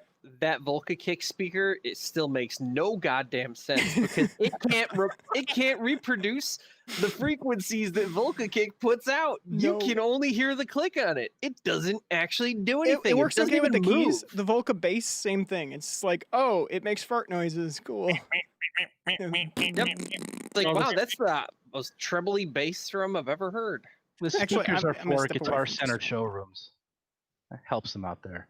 They don't Yeah, have to maybe plug it Guitar into Center should anything. start stocking synths again instead of like last Guitar Center. I saw a synth and was like, yeah, they had like the Bogue and then they had like Phantoms and stuff. They don't carry anything anybody actually wants. They're There so out are- of touch. there are a handful of synths that have speakers on them that actually are considered a Yeah, useful the feature. ARP. We know And the ARP. There's the other one, the Synthy. Okay, the Synthy and the ARP. Yeah, that's it. So That's the, they that's both the carry a list. certain level of vintage cachet though in order to get there though. That's the list. Uh-oh. that's the entire list. Parents went on a field trip and came back with toys. The Let's see Polytracker. what you got. If it's the Polytracker, I'm gonna laugh so hard because he's gonna have such a hard time staying on the rest of this. Like, shows By the way, over anybody who's updating their Digibros, don't do it over MIDI, do it over USB. I hear it takes like an hour or two over MIDI, but you can do it in like seconds on Yeah, USB. And also, everyone's terrified about bricking their stuff if they do it over MIDI. 31 kilobytes per second is just like, don't do that to yourself. Well, the Yeah. Digatone didn't take long for over USB, but the Digitact took about 10 minutes to update, and that was over USB. Yeah, imagine if you're doing that over MIDI. That would. Yeah, no shit. Yeah. Yeah. What'd you grab, Co? I grabbed the Volca base, but I don't have enough batteries. Aw. Oh wait, I do. Be right back. You live Pull in the them out of the suburbs and library. you have a child. You're supposed to have rechargeable batteries in a gigantic like container somewhere in the garage, man. Check the vibrator. So yeah, that's an actual thing. My wife would used to take the batteries out of the remote controls of the television. We're increasing viewers now, everyone. Yeah. There is some other news. Oh, and you know And what? if she We'll was wait for sitting him to here come right now, back. I she'd don't be want to like, move "Yeah, on me." yet. By the way, everyone, make sure you still grab Valhalla Supermassive for your DAW. Yeah. It's still out Killer. there. It's still free. It's still killer. Yep. And the BBC Orchestra collection is really, really good. If you need BBC Spitfire, orchestra yeah. sounds. Yeah, that thing is fantastic. Everything Valhalla makes is great. Yeah, Every they- plugin, all of it's good. They need to go physical. They could give They Strymon a did. run for their money. No, they did. You can get the Valhalla reverb in the tip top effects module and a couple other things. Really? But those modules I think are out of production because they didn't sell very well. But you can get the Valhalla hall sound and a number of those algorithms in Eurorack. There are ways of doing it. but it doesn't have. There's not a dedicated module. If we have time later, I want to pick your brains on the Source Audio Dual Collider pedal. The dual collider. What? Yeah. Hold on. Yeah, that sounds great.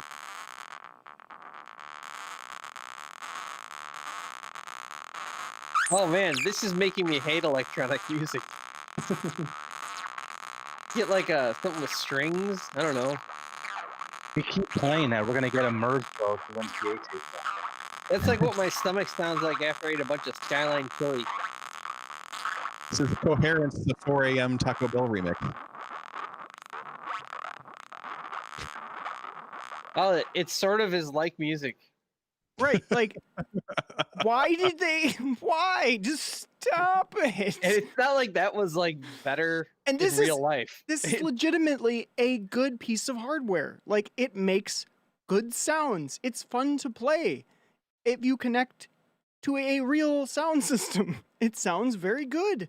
Girl Geek says that, dude, that sounds like shit. And I don't think she was using that as like a metaphor. I think No, it sounded kind of like shit. It sounds like farts. Opie. It's terrible.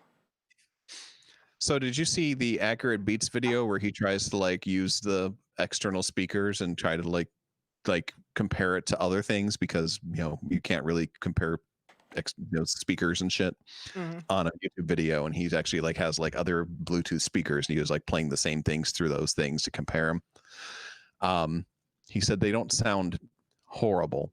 He's like, he was a bit more surprised that they have decent bass response. On which ones?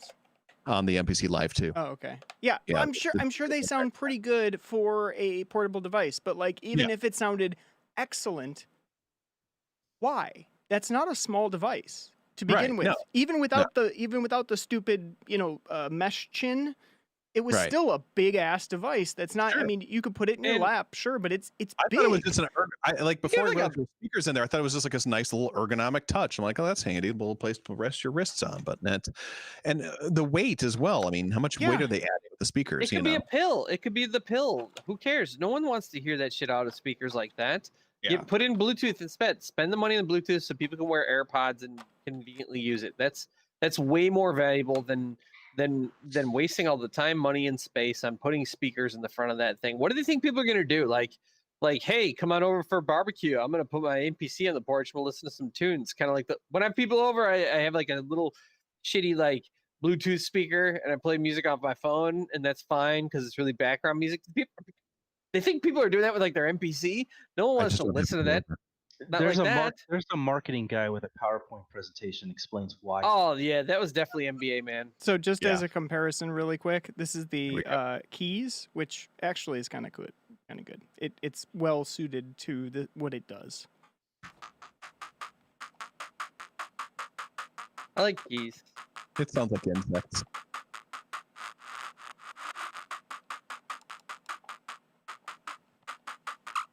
Just put that through a massive reverb, it'll sound great. Like anything does. Yeah. I can feel that in my teeth. It's sucking my will to live, man. Oh. There's the taco. Right there. Oh, getting That's sloppy. the brown note, people. Everyone thought the note was real low, but it turned out that way. No. I mean, it can fart too, but they're good farts. There's good farts and bad farts. The bad farts are the ones that are a surprise. They're not farts. I make techno. I make the beautiful Volca keys make fart noise. Yay! Yep. It's one of the few Callus that is the speaker's actually useful. Very, very few. Pretty much all of them are garbage. Hot garbage. Cabbage. The muff cabbage. Muff cabbage. What? You Muff just took cabbage? that to the next level. So yeah, MPC Live 2, I'm sure it's very much like the one with more buttons and knobs and a butt chin so that you can rock the party when you're out at a campfire or something. I don't know. Yeah. I gotta be like perfectly something honest. Roland would do. Every MPC after the MPC 1000, I have no idea what they are. They all look. They have the 16 pads. I don't know what the hell they do. I don't know which one's good. I don't know which one's They have garbage. this amazingly confusing workflow where you have I don't know if you can see it in this, but see this little white see those 3 chunks on the screen, like the 3 slices on the screen, top, middle, bottom. Okay, so in the middle one, you see that white square, and there's 2 other icons next to it, and then 3 icons below it. Mm-hmm. Those are like the 6 different types of devices or sounds or machines or whatever you want to call them that it does, and it has like 1 for MIDI and then 1 for audio and 1 for drum kit and another 1 for keys and like none of them share any kind of interoperability. It's honest to God, it's befuddling. It's like, what is this? Like, how does this even work? And I've made music on it, but it's so painful. But some of the things it does are brilliant. Like the touch bass piano roll, like works really well. The sampling and the sample slicing is fucking amazing. Yeah, because it's an MPC. It Yeah, better and the pads Right. feel great. And if you're it's doing an MPC, simple it things better with have it, that. yeah, playing it live, if you already have stuff set up like into patterns and everything, real good, real good. Like Get an MPC 1000 with a JJOS and be done. yeah, pretty much. These things are garbage. they're too crazy. Now the plastic MPC one looks like they kind of slimmed down a lot of the bullshit that's in this. So that to me seems really interesting. But I think my experience with the MPC workflow it was not my flavor. It's not what it used to be. And like yet a- I'm still very intrigued by the Akai Force. And if one comes up Yeah. cheap, I might want to try that. I don't know. I'm about a year away from honestly thinking about a new sequencer, but it's less than a year away. Maybe I stick with Octatrack and I just don't move. I am pretty happy. It's going to be hard to beat the Octatrack. I know. I mean, it's pretty. Especially with what I do. If you think about the kind of music I make, the style, it augments It that. It fits you doesn't work exactly. against that. Yeah. And you know how to use it. It does what you need it to do. You don't have to fight with it. Mm-hmm. And Yeah, I the don't Akai know what Force, I do. though, is still pretty intriguing because it would also do similar to what I do, and it would handle clip launching and some other things. On the other hand, I think they're less intuitive, very more DAW-based. Like you're almost like building a workstation, and you have to. Whereas on the Octatrack, I really can come from zero every The time. Force Get a laptop. The Force is a less interesting.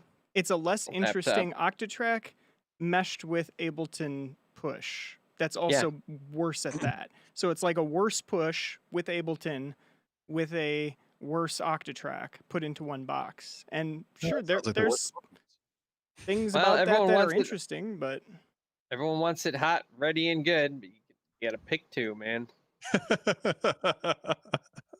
Yeah. Call back. Not many people were on when we were talking about that one. That's not even the end of the show. Waldorf has a new synth coming out, and it's worth looking into. I don't know who's going to buy it. I would predict that literally no one here buys it. I will say that externally, this thing looks really cool. Like It looks really really cool, though. cool.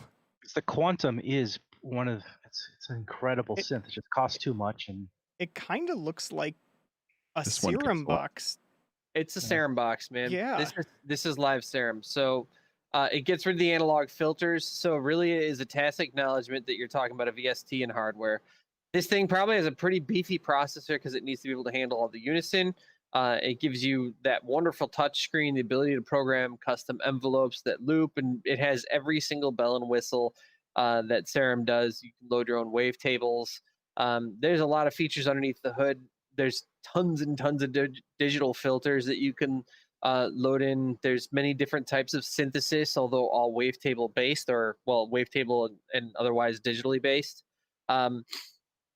This the is, I vocal mean, synthesis. The vocal synthesis that's in the Quantum, which I assume is in this thing as well, is a immensely interesting. And because no one actually has the Quantum, we haven't heard it outside of that one Nope. guy, the Alessandro Cortini, or the guy in Nine Inch Nails, yeah. he has one and he uses it a lot. And on Right. his recent album, he uses a lot of Quantum. BT has a Quantum, okay? That's where you are if you're buying a Quantum. Yeah, those are the only people that have it. Like this is not a there's synth that's going to more- revolutionize anything because there's literally no more one can buy it. one owners than Quantum, unfortunately, and that's even more expensive. But it's I mean, Waldorf, I'm glad that they continued. They're trying to actually push the envelope of what made them famous in the first place, wavetables. Wavetable. Yep. The PPG legacy. But Sopiek summed it up. I'm tired of laptop synths, and that's kind of like I look at it as like that's neat. I'd love to spend a month with it, but not pay a cent for it. Like I just can't ever see myself getting it. Was it 2,500, 2,300? 2,300. Yeah, it's a chunk. Not bad. That's not bad compared to Quantum. Yeah, it's $2,300. That's actually if you're talking about Waldorf prices, that's right in line with Kyra. Yeah, but wait a minute. Are they basically touting name plus screen equals 2,300 versus Hydra? Do they not know that the market exists and other products also exist? Yeah, well, I think they don't. Waldorf has never cared. They just do what they always seem to be in business doing whatever they want. Quite honestly, the Blofeld should cost $200. Being totally honest, it's got really good converters in a old ass CPU because the thing's been out for 8 years and they're still charging what, like $500-$600 for it. I could see this costing $1,000 because it looks like it's got a lot of knobs. It has a lot of custom, the custom metal plate on the surface, and it looks like there's probably some design that went into this and some intelligence that went into this. Cool. I'm happy to pay for that. It looks like it has plenty of I/O too. But yeah, some of their desktop modules, like, come on, dude, really? Like this should be $300. Like, tops. Neon, the rack dimensions, I don't know. It looks like it's the same exact form factor as Kyra, so I'm guessing that it is. But I can't confirm that. This just came out today. It just really released today. So here's what. So you want to compare it to Hydra, right? That's the first instinct. Almost like this is too far in another direction to say that it's anything like Wave State. So we're talking about like the new generation of wavetable hardware synths that are coming out. Right now it's been Hydra, it's been Wave State, and Hydra generally tends to get the tip for people who want to be more experimental, and Wave State is a bit more people who want some of that classic 90s feel sound mixed in with some of the new contemporary ways of implementing it. Well, this goes further to the other side of the spectrum for wavetable than Hydra even, because of the programmable envelopes and the unison. But it does hit a lot of the same notes otherwise. That's the thing. Like Hydra, you can call up all these different filters. Well, this has the same thing. Emulations of tons of different filters, emulations of all this. This has Hydra, you're talking about the UI, you're talking about the experience of playing it and how gorgeous the industrial design was, and that's worth something. And on the desktop unit, that's worth $700, which is a good, fair price. I think everybody would agree. This is probably another level to that. I mean, that screen is gorgeous. If you use the Quantum, they put a lot of focus into making that screen not feel like you're using a VST. Instead, lots of feedback and not too much menu diving and making it contextually aware. Personally, I still think I would feel more comfortable using the Hydra just because the way it does it, using OLEDs all around that contextually change based on what you're using, whereas this just blasts at you with the screen. It's kind of like the MPC Live, actually, where there's a screen, you touch stuff, and that's how you implement certain functions that there aren't dedicated knobs for, which I guess is better than shift control surfacing of functions, but it still means that you're getting closer in. It is. I mean, if you look, it looks very much like the knobs that are flanking the screen are all contextual. So like from a workflow perspective, it looks fine. Like there's nothing wrong with it. I think the only issue that I'm seeing with this is the price tag. The price tag is why no one here is going to buy it. Yeah, it's like, you what? You guys just live under a rock for the past 5 years? It's like we were talking about earlier. It looks like it's Serum with a box. Like if you open the thing up, there's like a little chip that says "I'm Serum," and then that's and that's a whole thing inside of it. Normally, if it weren't for the Alessandro stuff that I've heard where he uses the Quantum, I would say Serum box. But there's a whole layer of very interesting synthesis in it that doesn't exist in anything else. And if the vocal synthesis, if you hear that and that does something, because nothing else does it. Not even, I don't think any in software really does. Wait, no, I'm pretty sure Serum has that. Well, even if it's the same, or really whatever, advanced format synthesis. It's not format. No, okay, it's not. It's not quite the same way. I thought it was format synthesis, and I looked into like this is very different. It's kind of like what the old Yamaha stuff was going in that direction. Some of the physical modeling stuff was going in that direction, but this is picking up the ball. If you like that, if that sound is what you want, there's no other substitute. But You gotta shell out the cash just for that one thing. I'm very curious. I can't wait to hear some demos of it because Yes. compared to Hydra or Wave State, like show me what this is bringing that justifies that price tag. There's something about it has some unique things in it. That's what's unique. That's what's special about it. But will anyone take advantage of it? Just like Right. some of those Yamaha things, no one got them. They're amazing. No one used them. Music wasn't made with it. It becomes dust, and that's kind of that's a lot of Waldorf stuff is dust synths. Nobody owns them. Nobody creates with them, and that's the problem. there's something about the UX of the whole thing that just bugs me. I don't know exactly what. It And I looks think fake. It's a Waldorf. They all have like Well, stupid you ass. know what? It looks to me like when someone takes like a VST and does like a physically modeled like virtual UI of it. That's what it looks like. It doesn't look real. It just I'm kind of like breaking this down in my head. So like over on the right side, you have what 12 knobs, 12, 16. yeah, like 18 knobs really, because you got those. Yeah, I don't know. You have a bunch of knobs, but look how tight those things are to each other, right? Yeah, you have the envelope controls, which you've got, 6 and 6, and it's broken down into little sections, but there's like, I'm gonna be knocking those things around with my other hand, with my hand, as I'm trying to twist one of those things. the Well, elephant that's what we think. controls Maybe are it's down in 30 the corner. inches wide. We don't know. They're And then, trying to recoup. They're trying to to see it. recoup R&D costs with the Quantum. I'd have to like it's like they pack too much in one spot, and then like the little pads, those look weird. Like I don't even understand know why they're there. Yeah. Like I mean, if they're going to drum pads, they should be maybe a little bit bigger for the finger drummers out there. Mm-hmm. Yeah, and there's a lot of wasted space there. If they wanted to do finger drumming pads, then you could have fit them. They overdid the one area. Like, let's put as many knobs as possible here, and then over here is like, we better calm down on the size of these pads. Those aren't pads. Let's call them what they are. They're rubber buttons. Rubber buttons. Yeah, much like on the model stuff from Electron. Those are Yeah, that's what they look like. They're probably getting them from the same vendor. Yeah, probably. I bet I it's don't a know. pretty awesome synth, though, guys. I just I'm bet sure we will never I'm sure it actually know sounds that for great. sure because no one we know is going to get one. Let's put it this way: if we actually meet someone who buys this, we're all going to immediately be thinking, "Well, someone's got money." You know what? I'll find somebody who has a really great return policy. I'll pick one of these up just to see what the hell it does, and then when I return it, I'll use that store credit to pick up the Super 6. There you go. Hey, Whoa, now that would be pretty cool. Is the Super 6 out? it's No, it still gets delayed. it's finna pre-order, but yeah. It got COVID-19, man. I hope it comes out of pre-order hell because there's been a lot of interesting synths that sit in that forever. Agreed. I know. I'm a little The worried. Super 6, I almost forgot about it until you mentioned it. And It's such a There's still a lot of beautiful heat on synth. it. And it's more expensive than this thing, but it's an entire instrument. and it's got an the extra keyboard and $500. everything. Yep. It's Which of worth the course extra I would $500. have to get in that baby blue because that's just wild. It is cute. That is the best. That's like just not too many instruments that have that color. It's perfect. I can see Glad they Justin did. buying the Quantum desktop thing probably. I will say there's a 65% chance that he'll buy that. if he does, we got to get him on the show. We got to figure out some way to have him like do an audio demo. He bonered the hell out of the Quantum, and then they had a pre-production one at Moogfest, and he sat down to play with it, and the first thing it did was squelch in his ears at like 60 decibels, and he threw the headphones across the place and walked out, and I didn't see him for 2 hours. And then he kicked it. And I get that way too. If something's really, really loud and it scares the shit out of me, I get mad at it, Betch. Hey, for the follow, Betch Puddin. Betch. Thank you for the follow, Betch. Sorry, that's something that me and my girlfriend say a lot when we're sitting on the couch. Betch. Betch. Yeah. Oh my God.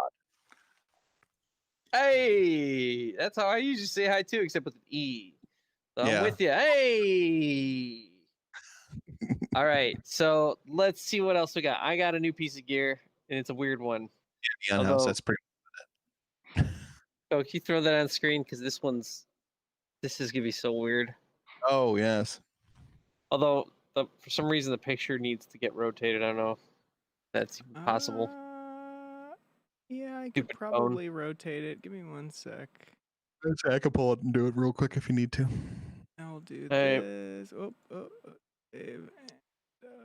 Put that There This we is go. your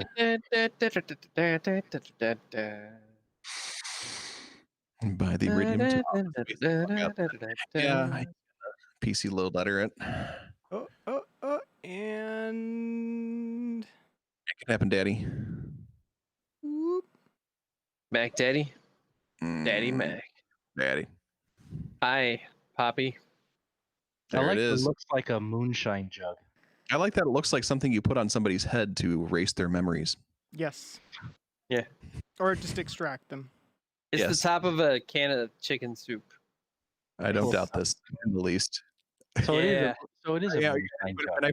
when I first saw that dude, I was like, how many times did he have to feed his cat to make that synthesizer? Because it just looked like Yeah. tender Vittle box and like cans. No, it's chicken soup. So, all right, here we go. Let me walk you guys through this. For people who don't know, I bought off of Juanito Moore, who is modular for the masses, a distortion pedal. I'd asked, ideas on distortion pedal. I have the analog drive and I really liked it, but I also like variety, and it's also discontinued as it turns out. And so I didn't want to just buy another one. And and I don't really know that much about too many guitar distortion pedals, so I knew one thing that I wanted was a Proco Rat. That was really interesting because that's what Hardfloor used on their 303. This is from my Arturia 2S. So he's like, hey, man, I'll make you one. So he and I started talking. We started talking about ideas for it. This is a one-of-a-kind, fully customized distortion box. It is awesome. It's noisy. It is squelchy. The distortion unit on top, the red, is the Proco Rat emulation. So he said, okay, you said you want Proco Rat, so let's just put that in there. So no matter what, this does what you want. The next one down is an LED distortion. So you can overdrive an LED. It's also how you get clean, because if you keep the left knob mostly down, you get all the gain you need and it barely saturates. And so that's your clean path through. The green knobs are tone shapes, so treble and bass. Pink is volume. The red is a crossover, or maybe it's CMOS. Yeah, red is crossover and blue is CMOS, which is a very like trebly distortion, and you can mix all for different types of distortion circuit. He also had me play out the Arturia 2S and figure out like the volume I like to play it at, and there's trim pots on the inside of this, so I'm able to tweak each and every single one of these distortion lines so it's exactly where it needs to be. Where I like it to be is so if I hang back on velocity, so it's distorting a lot less and you can really hear it, whereas it starts to more exponentially once you cross a certain threshold, so that way once you start to push it, you start to get compression, you start to develop harmonics, and it gives you that level of expressivity that that guitarists who like play with a tube amp really get to enjoy. So I now have a fully customized, one-of-a-kind piece of gear. It says modular for the masses on the side. I cannot tell you how excited I am by that. I don't have anything else that's one of a kind. Literally everything else I have is like fully engineered off the presses. It's production. Everything else I have is stuff that I bought from a store, not the person who made it. There's nothing I've ever owned musical gear wise where I was able to sit down and talk with the person designing and developing it and have them talk to me about my style and what I like and types of music, and have them design the circuitry for. And so this thing came, and it's like the perfect distortion pedal for me. It's super exciting. The Proco Rat works great. When you take I also played the TD3 through it, and you can absolutely get those hard floor tones where the resonance really starts to just scream, the absolute like reality tearing resonance thing. And you could do that and make it chug as well, like you have a guitarist playing like a metal riff. That works just really, really great. The LED is also really good clean. Anyway, so yeah, new piece of gear, totally custom piece of gear. I'm probably going to go back to Juanito and ask him if he'll make me a ring mod. We're going to start talking through some of that. It solves the biggest problem that distortion pedals have with synths, and it's the gain staging. Like it fixes that. And that's why that's probably one of many reasons why it sounds great. You take and those old Proco Rats they work differently than the current ones do, which is what helped with running synths through it. So you got an ultimate Rat, like the best Rat. It has the rat circuitry with a trim pot in front of it, and he built enough headroom into it so that we can use it wherever we need it to be used. So it's awesome. Don't bother with guitar distortion. Just go back to him. Don't even bother with it. Oh yeah, I'm going back to him for more modules. The price was also really fair as well. If anybody else is interested in something like that and engaging with him on that, I think he was really excited. I think he also wanted me to do it because he comes to my streams on Facebook and he wanted to see his stuff out there getting used. And he's really only made a few things for a few people, and I'm always streaming, and so he thought that I would be a good target to place it. Okay, so it lives underneath the Arturia. The last hardware stream I did, it was mostly just to tweak it and try it out and play with every knob and get the trim pots exactly set. And so I have it totally optimized on the Arturia 2S. And so on Saturday I'm going to be playing it, and I'm probably going to play it quite a bit. Yeah, his handwriting is pretty good. And on the side, you can't see it in this picture. It says modular for the masses. So I'll get a picture of that and post it into the Gear-Splaining room on the Discord. But what a cool thing! And that's it's every time I look at it, it makes me pretty happy to see. And you'll be able to see it really clearly in the black and white glitchy modular cam view I have on my stream. So I'm probably gonna hang on that quite a bit on Saturday. So that's Saturday. Hey, Ko, are you playing on Saturday? Yes, I'm planning on. Cool. I think a lot of people got knocked off last Saturday because of the weather. I know that's what happened to me. The weather was so damn good, and we were just outside relentlessly. And by the time it came time to start thinking about my set, I was faded the fuck out. I was, 12 hours of sunlight, direct on my skin. I think I spent an hour in the hammock. I was burned, So and the kids on the trampoline and playing with them. I was nowhere near being able to stand at 11 o'clock, let alone play a set. But this weekend I'm going to try to play. I hope you play too. Ko, do you think you're going to have something for Synth Saturday, which is not this weekend, but next weekend? And Ix, Salvo, and myself are all playing synths. I was thinking about it. Yeah, I was thinking about it. I was really hoping that the tracker would arrive, and I could kind of centerpiece that and go from there. But yeah, I'll fire up the rig and see if I can get back into the groove. And if so, then I will sign up. I put a cutoff for myself of this Sunday. So if there's still slots open this Sunday and I feel that I'm ready to do that, then I will pull the trigger. You won't be ready. You won't feel you're ready until you actually do it. You'd be surprised. I've got a pretty low bar for ready. 2 hour set of nothing but smoking the fucking Soma pipe. Yeah, nice. Right. That's all I'm doing. That's all I'm doing. Yeah, in my case, if I just have a drum kit that I feel comfortable with, I'm good. I'll figure it out from there. That's just the glue, and it all comes together after that. Yep. Maz is dropping. So on Saturday night at 9, Maz's set is open. That's 9 Eastern, so 8 o'clock your time. Nice. So that's kind of right in your sweet spot anyway. So figured out pretty quick. We would love to get you doing some synth stuff on Synth Saturday. And okay, so here's what we got. It's actually running all the way through Sunday. It starts out with IOU out of Hawaii, then Neon. This is on Friday. Indigo 420, which is one of the Idaho cluster folks. 5QRL, which might also be Squirrel. I'm not totally sure on that, but there's a squirrel icon on 5QRL's page. That's Squirrel. Yeah, that's Squirrel. Can I just say really quick that icon is one of the best. That's really, really good. It's pretty good, yeah. Myself, so that is Friday, but I'm going to roll right into Moonhouse. It's just going to blend right in, who's going to play for Devolta, who is my partner in putting this whole thing together, and really the organizational energy. He's really been a very positive presence coming through. And we're probably next week going to do a Synth Saturday kickoff Gear-Splaining. So that's shit. Yep. So we'll have a big one. Jeff For Real, who does the really wonderful kind of pedal-based things. He's got some nice Earthquaker stuff.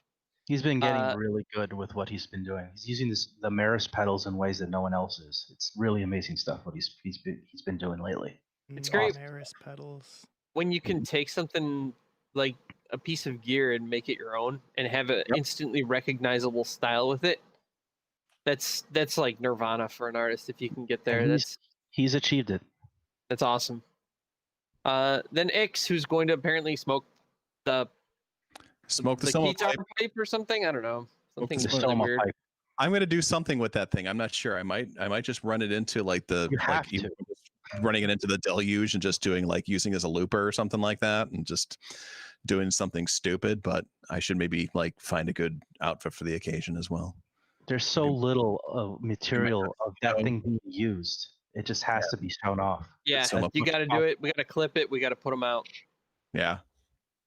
Salvo, you're up. You're doing a jam into Callus.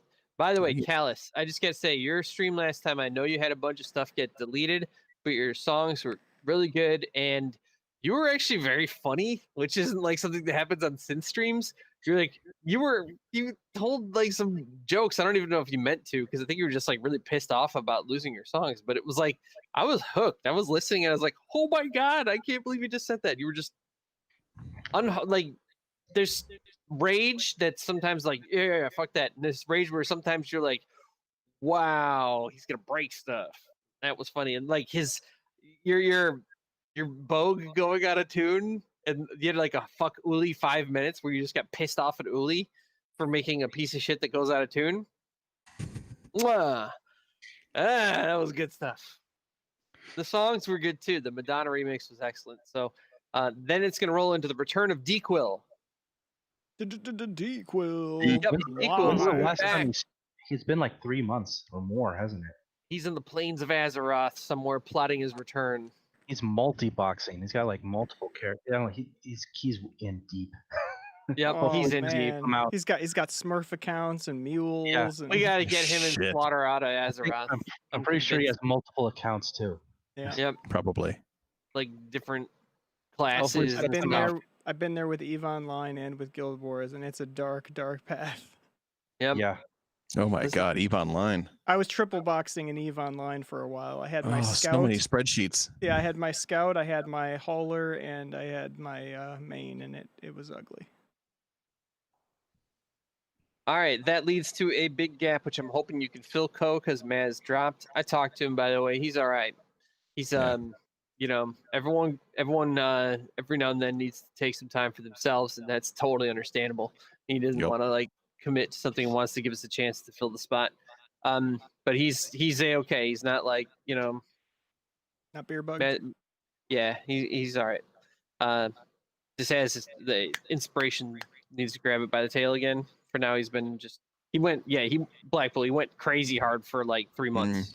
He was like an everyday the guy. the last time I saw him play, which was just a couple weeks, maybe 2 weeks ago, I popped into one of his sets, and man, god damn, Yeah, real right? good. Real good. Dude's good. Yeah.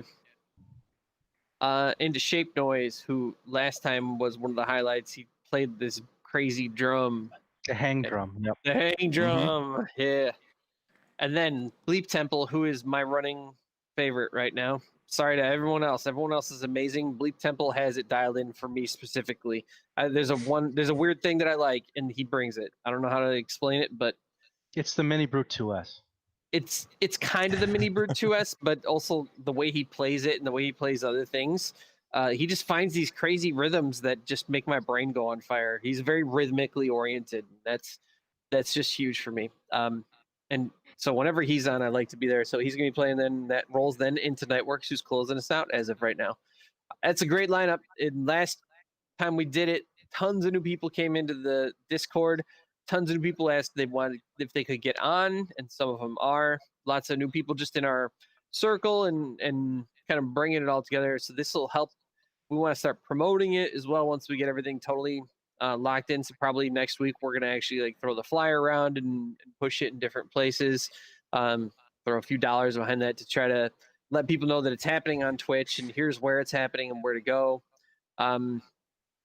Yeah, and by the way, last year I think a lot of people had attendance numbers that they don't normally see. I know I did. I never streamed for 60 people. I streamed for 60 people. I got rated 100 people once, and I immediately cut it down to 30 people. Okay, That's usually my job. but yeah, I killed that dance floor, and it wasn't even a real thing. But I had like 60 people. That's big for me, man. I was totally psyched, and a lot of them came back the next week. So it attracted people who stuck around and became part of the community, and that's really what it's all about. So exciting! That's coming up next week, and not this weekend, but next weekend is the weekend of Synth Saturday. It's no longer named very well because it's happening on Friday and Sunday, but we're just gonna have to roll with that. Bleep Temple? What you mean lasers? I must have missed that. But Bleep Temple's got lasers going, man. Oh shit! Oh right. God, coherence! I heard you get hard from here. Yeah, We got to do some lasers. yeah. Coherence, you got such a boner there. My blood pressure dropped a little. I gotta figure out. I was trying to do it last Saturday or the previous Saturday that I played. I was trying to figure out like how I could incorporate the laser into the scene, and just ran out of time. I'm gonna give it another shot, I think, for this Saturday because that would be fun. Nice. Yeah, go check out his VODs. Bleep Temple's been doing just straight up like, here's a laser, I'm doing creative things to it sets. So here's a synth, and then there's a wall above a synth, and there's a laser on it doing drawings. Nice. So yeah, we could do that too. I could just do laser. I'm thinking like more aerial stuff. So maybe I'll leave the art laser to you, Bleep Temple, and I'll be the midair guy. The midair I just took too many drugs guy. There you go. Girl Geek says Jesus guy is the butter filter on the chat. Yeah, that was really an inappropriate moment. We should probably not say things like that. We're gonna not save this VOD, I think. We're gonna have to let that Just gonna delete it all. Wow, how much is this mod? Between the vibrator conversations. Like $110 or something. That's really not bad. Yeah. Holy shit. That's pretty good. Well, the software. That's not bad though. Yeah, not bad. It looks really cool. I've not seen this before. Thank you for that. This looks really cool. This basically looks like the radiator in software. This is fucking badass. Oh, that's pretty slick. It is super slick. What are we talking I'm gonna about? Put this on the screen really quick. Modulator? Modulator. Oh, great. A new piece of software for your master code. This I'll looks see you in 2 days. amazing. Awesome. It's like that time you spent one weekend learning everything about Touch Designer. Yeah. Touch Designer was that's a steep hill to climb, man. That thing. Holy shit. Yeah, this looks really cool. And I do have some DT40s in my new laser, so this would be a lot of fun to play with. Dude, it's got like It's got freaking lasers. Sequencers, and are those the little O's underneath the controls? Are those patch points, or is that just a modulation selector? You can control it with your APC 40. You have gear sitting around to work with. I totally do. This is sweet. This you know what the UI looks like? If anybody has used Biome or Triad by Unfiltered Audio, this very similar UI. I wonder if they. I mean, it's so similar that I'm kind of going like, is this? Were they involved? Yeah, that's cool. Thanks for the heads up. This is really neat. I will hopefully have this operating shortly. Hell yeah. Yeah, way OpenSet uses lasers is to like examine things on a scientific level, though, and it entertains everybody. He's on that dude. That dude does. He's in another world, man. Yeah, he'll love his stream. Actually, I do have a question. Bleep Temple, and I apologize if I'm taking everybody's time for this, but do you know, does it have any actual projector control built in? In other words, could I adjust the attenuation level or blanking level or anything like that? Or does it just do scanner control? Let me know in the chat. Anyway. All right, let's see what you can use it as a with the video projector instead if you don't have a laser. So you can actually use this thing as just a visualizer. That's really cool. Thank you, Bleep Temple. That's great. Because I mean, I do use Quick Show and LSX right now, but it would be nice to not have to try to do some weird, dumb routing. And you can route it through Siphon or NDI, so you can use this thing as just a full-on Touch Designer re-enters the picture. It's literally already probably downloading onto your computer right now, isn't it? Already downloaded, yeah. I think I'm just gonna buy it. I don't really need to try it out. All right, so $100? That's it. Like 129. Yeah. That. Go for it. If It anyone is. can make use of it, is you and Blue Temple.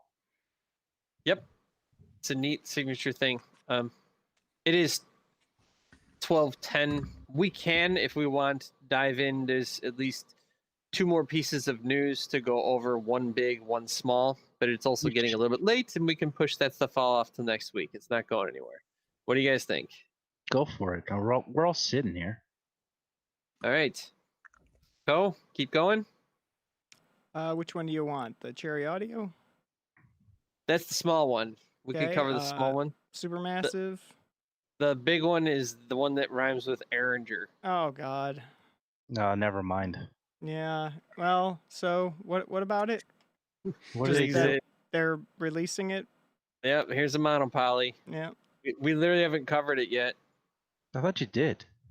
Did we? Yeah, we did. did. So Did? the thing about the monopoly is that, like, if That's how this weren't forgettable it Behringer, is. You I forgot would you be covered it. I would be all over this because it is a monopoly as far as I can tell. But I'm sure that something about it will be shitty, and also I don't want to give money to Uli. So All right, in which case we'll just fuck it.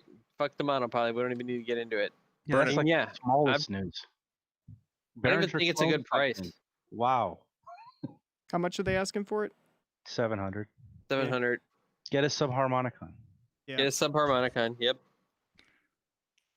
You'll be happier. All right. Well, Uh, that was way quicker than I thought. Another thing Get we also mentioned 7 before was SQ1s.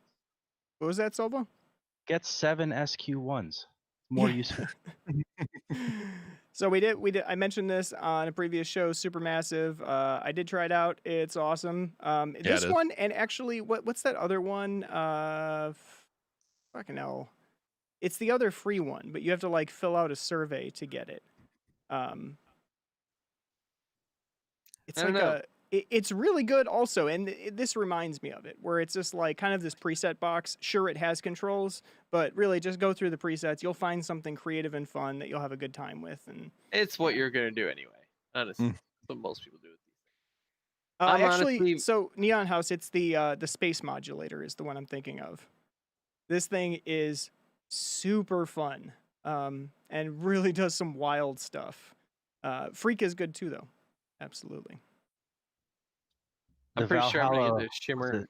The Valhalla room with the 70 setting, which is like very lexicon.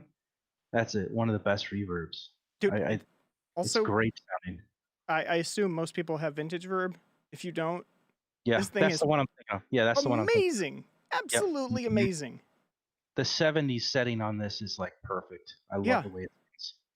It's so good. This thing, I mean, even if you don't have the time to dial in all of everything, just pick an ambient setting and then trim the low cut and you're good. Like, it's gonna sound amazing. So It has. That's the thing. I wish more reverbs had a good EQ. Yeah. I mean, the Mercury 7 from Maris has a similarly great EQ that's very wide ranging.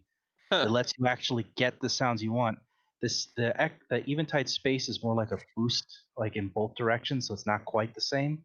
While cuts are better. Stuff is on the radio. So that's a really really Thank great. you for the reverb. follow in vein. yeah, I think the EQ, the high and low cut, very important, but also the damping section. If you can take the Yes. time to understand it, yeah, you can craft that reverb tail so precisely and get some really interesting things. Like, for example, that bass molt. Using that properly can really, I mean, you get these reverbs that can kind of fill a space instead of just being presence. And another really great trick with the herb verb you can do it too. Since you can control every parameter on the Valhalla plugin because it's a plugin. If you go from a really long and just keep moving that back and forth, you get like stops in time. Not even pitch shifting, to just the absorption. Changing the absorptions, like someone's physically moving egg cartons around on the wall. And the herb verb does the same thing, where it goes from super long tail to just this quick slap, and you can create these new percussion sounds out of just nowhere. What's his name? Colin Bender uses that all the time. Like the herb verb is all over his stuff, and just modulating the hell out of that thing. If you can't afford the herb verb because it's freaking expensive, it's almost $500. Just go get this particular Valhalla and modulate the crap out of it in Ableton or something. It's not that far off. Yeah, Great and sound. the things to master Yep. on this one are the damping section. Of course, utilize the EQ, and then that attack Yep. under the shape. Boom! You get those 3 things on lockdown, and you've got a sonic palette that's just nuts. Yeah, Moonhouse brings up a great point. Tom Herb is the sound hack guy, and a lot of sound hack stuff is free, and it's been great for what, couple decades now. If you can figure out how to use it, it's a little bit obtuse. While the Valhalla stuff is immediate. Tons of great sounds you don't have to spend a dime on, if you like living in a DAW, which is a big problem for some people like myself. Living in a DAW. Ooh. Real quick, just want to get a take on this. What are people's thoughts on the Cherry Audio voltage modular? I think it is awesome. What even is However, it's software. It's like VCV, except it's a VST version of it. Well, but from what I can tell, it's VCV, and I've used the demo. It's VCV that doesn't have any of the shitty VCV problems. The part it actually rubbed me the wrong way at first, because I'm like, you guys are charging money for this, but like VCV exists. This feels a little bit Uli-like, but also they did such a good job that I'm starting to come around to it a little bit. I still don't have a use for it, but as far as like quality goes, they've done a really good job. It's solid. It doesn't just crash. It doesn't have like MIDI and/or audio just wig out for no reason. It doesn't have weird resource load problems. But everything costs money on this thing. How much is it? If you wanted like $100. everything that they have, it's well north of like $3,000. Wait, Oh, for okay. Cherry? Yeah. What's the $100 full suite then? That's you get like a collection of tools that allow you to do anything. It's kind of like the dope first setup of Voltage Modular. So here's my issue with it. I really liked it. I have the free package, and I'm actually thinking about maybe getting the $100 one that comes with this Juno 106 and a bunch of other stuff, right? Here's my biggest issue with it. It's selling me shit inside of the DAW. Yeah, it's got Right? microtransactions. It's got microtransactions. Microtransactions. A freaking mobile game. Yeah. Right in your creative space. So No thanks, man. yeah, it really bugs me. I opened it up and I thought it sounded awesome. I thought it played awesome. It worked great. But then constantly there's stuff you want to click. It creates like these feedback loops, just like video games do, where you got to get this next thing. So it's like doing like gear acquisition syndrome to you while you're working, and you can buy stuff right inside of it. So in other words, it basically opens up a market space inside of fucking Ableton. Like, wait, you need a more flexible VCA with more channels packed into this module? We have just the thing. For only $29.99, you can upgrade to our Mega VCA package. Yeah, and have it downloaded to your DAW instantly. Does it have loot boxes? That would be great. That'd be great. A little random module thing that's for an issue $50 a month. I understand. That's a concept that might work for some of addicted people out there who need to buy shit instead of making shit.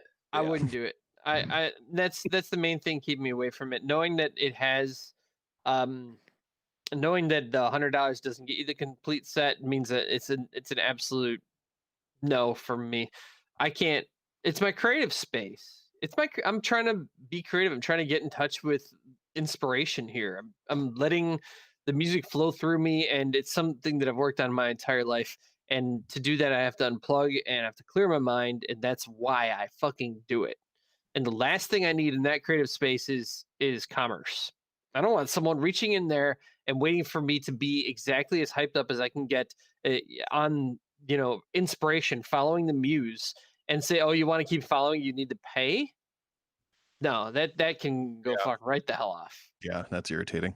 That may work for some video games. Like I know some video games it didn't work for. It got tried and it doesn't work for any game in a positive way. It's just which is the least negative. Yeah, well, some games turned out to be that really embraced it. Turned out to be very transactional themselves. Like you talk about like Fortnite or games on your cell phone. These are games that are here's a game set match and it's a free game. And okay, fine, I get it. That it works for something like that. It doesn't really violate your principles. But like I remember when EA put it into like Dead Space, that pissed everyone off because Dead Space was a single player game, and you're supposed to be able to immerse yourself in the universe and in the world. And this was this big thing that disrupted that fourth wall with exactly what you don't want to be thinking about while gaming, which is your wallet, which is your money. Because that, I mean, money, I mean, if you got a ton of it, if you don't got a ton of it, that's a connection to this very complex topic that people spend lots of time thinking about, but not their fun time, right? That's like not exactly what you do to relax, right? Unless you're total psycho. Creativity does not ever fall into a transactional category. Not for me. Creativity is something I do for my soul. And so you want to try to sell me something in the middle of me being creative? Not a chance. They need a different business model if they want to attract me. If they want to offer packages and have to go to their website when I'm not being creative, I'm down with that. Well, you're just seeing the beginning of plug-in DLC. It's never gonna go away. If they even make remotely a number of sales, and they will. Maybe. The response that I've seen from people to this has been overwhelmingly negative. And if it, like, these guys had a hard time launching until COVID-19 hit, and then they made their base package, which turned out was already free, right? So remember when COVID-19 hit and Moog and Korg were like, hey, here's a couple of our apps for your phone and they're free, stay home, and people started doing stuff like that. It was pretty cool. They announced that they're doing that, and it seemed pretty cool. But it turns out that that's literally just like, hey, here's the free version of our software. Then you probably could do it next year for free as well. Well, they add a battle pass where you have to, how many hours you use it unlocks different features. Yeah, stuff like that would be It's gonna immediate happen. no. People were upset with the Oblivion horse armor, and Horse look what armor. happened. It got worse. Oh, the horse armor is legend. That was like $6, and that started the whole thing. Yeah, and but now you can buy mounts in World of Warcraft for what, like $50? Yeah. Or Oh, more? don't even look at what's this Star Citizen or what that? Oh yes, game? well, Star Citizen's Oh, a whole other ball of wax. That's the far end of the spectrum. Yeah. Of just People but if spending you think about thousands of dollars Skyrim, on a the ship that you follow-up to can't actually Oblivion, fly. it Or had like- DLC, but it was like you had to go buy the DLC off the stores. It wasn't embedded within the game, and they were only large packages. So Well, Star Elder Scrolls Citizen learned from that. Star Citizen isn't even actually a game yet. no, Yeah. it's a concept. Yeah. They have a series of modules. Like you have the space flight module, and then you have the walking on a planet module, and then the first person shooter combat module. Like it's not a cohesive game yet. Well, someone's gonna make free-to-play plugins, and they're gonna do well. Someone's gonna nail it. They're gonna have something. They're gonna be the path It's of gonna be exile. Uli. I will say Uli is working on a free-to-play DAW that's apparently Yeah, being able there to you rip go. off. That He he- actually announced it already. so. Roland, this is a thing that I'm intimately aware of, and I think that EVE Online is one of the few that actually does it correctly, because it works both ways, and that's cool. Like, if you have more money than time, you can go buy a month of playtime, because it's a subscription-based game. You can buy a month of playtime and sell it to another player in the game for the in-game currency. Or alternatively, if you've got more time than money, you can make money in the game, and then you can buy those passes off of people who have more money than time, and you can play for free. Yeah, And that's- so that's WoW kind of still cool. does that. You get gold in WoW, and you pay for your subscription. Yep. Just no life WoW, and you can play it forever. Mm-hmm. All right, so Yeah. to a couple of the new names in our chat, we got a couple of files. Just wanted to say thank you. I know I've seen a couple of you around quite a bit in Maz's streams and other streams. Please join the Discord. I just posted the link. I'll post it again. It's where lots of weird, fun stuff happens when we're not streaming. It is where a lot of the synth community on Twitch hangs out, organizes, talks about gear. There's also a lot of DJs who hang out around. We kind of have a meld of both communities that happen there. So it's a really good, peaceful place. And, it's still intensely active. I think we pretty much as active as we've ever been basically every single day. So It's a very rare Discord, and that there are absolutely no douchebags. I kicked him. Except for me. No, you don't. You're not a douchebag. No. Don't give yourself that. I'm a douche canoe. Sorry. Here, big Yeah, difference. there you go. You're an entire boat. Yes. I always thought of you as more of a twat waffle, but we'll get there on the next show. I know it's not insulting if it's stuff that you like. I like twat and I like waffles, so it's not really I an was insult. gonna say something similar, but I couldn't find the flow of words to make it not sound terrible. Good job. I Well, too. I can make it sound terrible. But douche canoe, I mean, who likes canoeing? Yeah. Kayaking like maybe, canoeing. but Yeah, I'm not talking kayaking. Very Yeah. different. You know what the problem is with canoeing? Without an outrigger, you're gonna flip.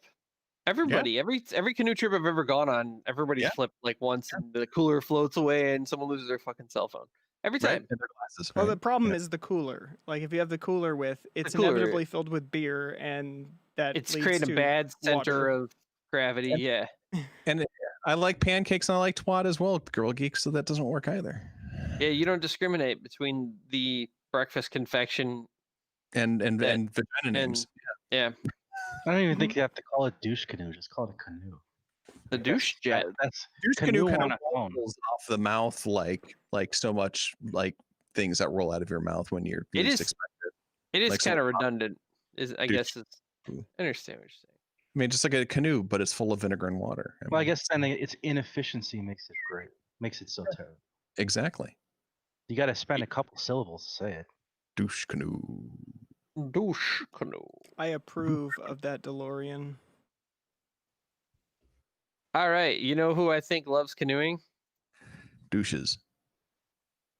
Yep. Papa John Shatner. I bet he probably has a canoe that is painted Looks like up to pizza. a big piece of pizza. It might be made out of pizza. Maybe that's what he did with all those pizzas when he had them. He might have He- had them turned into a canoe. He forced them into canoe. I'm Oh, grape. Oh I'm- my god. bedazzled in pieces. All right, ladies and gentlemen, we're definitely over time. Just over. Once you start talking too much about the pancake twats and vulva crepes, damn, dude, that you're getting. That's good. I like Yeah. that. Another shout out for Bleep Temple. This thing supports Ether Dream. Yay! Thank you, Callus, for vulva crepe. I'm gonna call Lori that tonight. All right, and with that, I hope I don't get a call from HR tomorrow for hosting a show that went here. Thanks, everyone. From myself, Ix, and Co, your hosts, and Salva, thank you so much for being our guest this week. High No five. problem. Wi High five. five. See everyone on Saturday. Rock out. Gear-Splaining. Just don't do it with your cock out.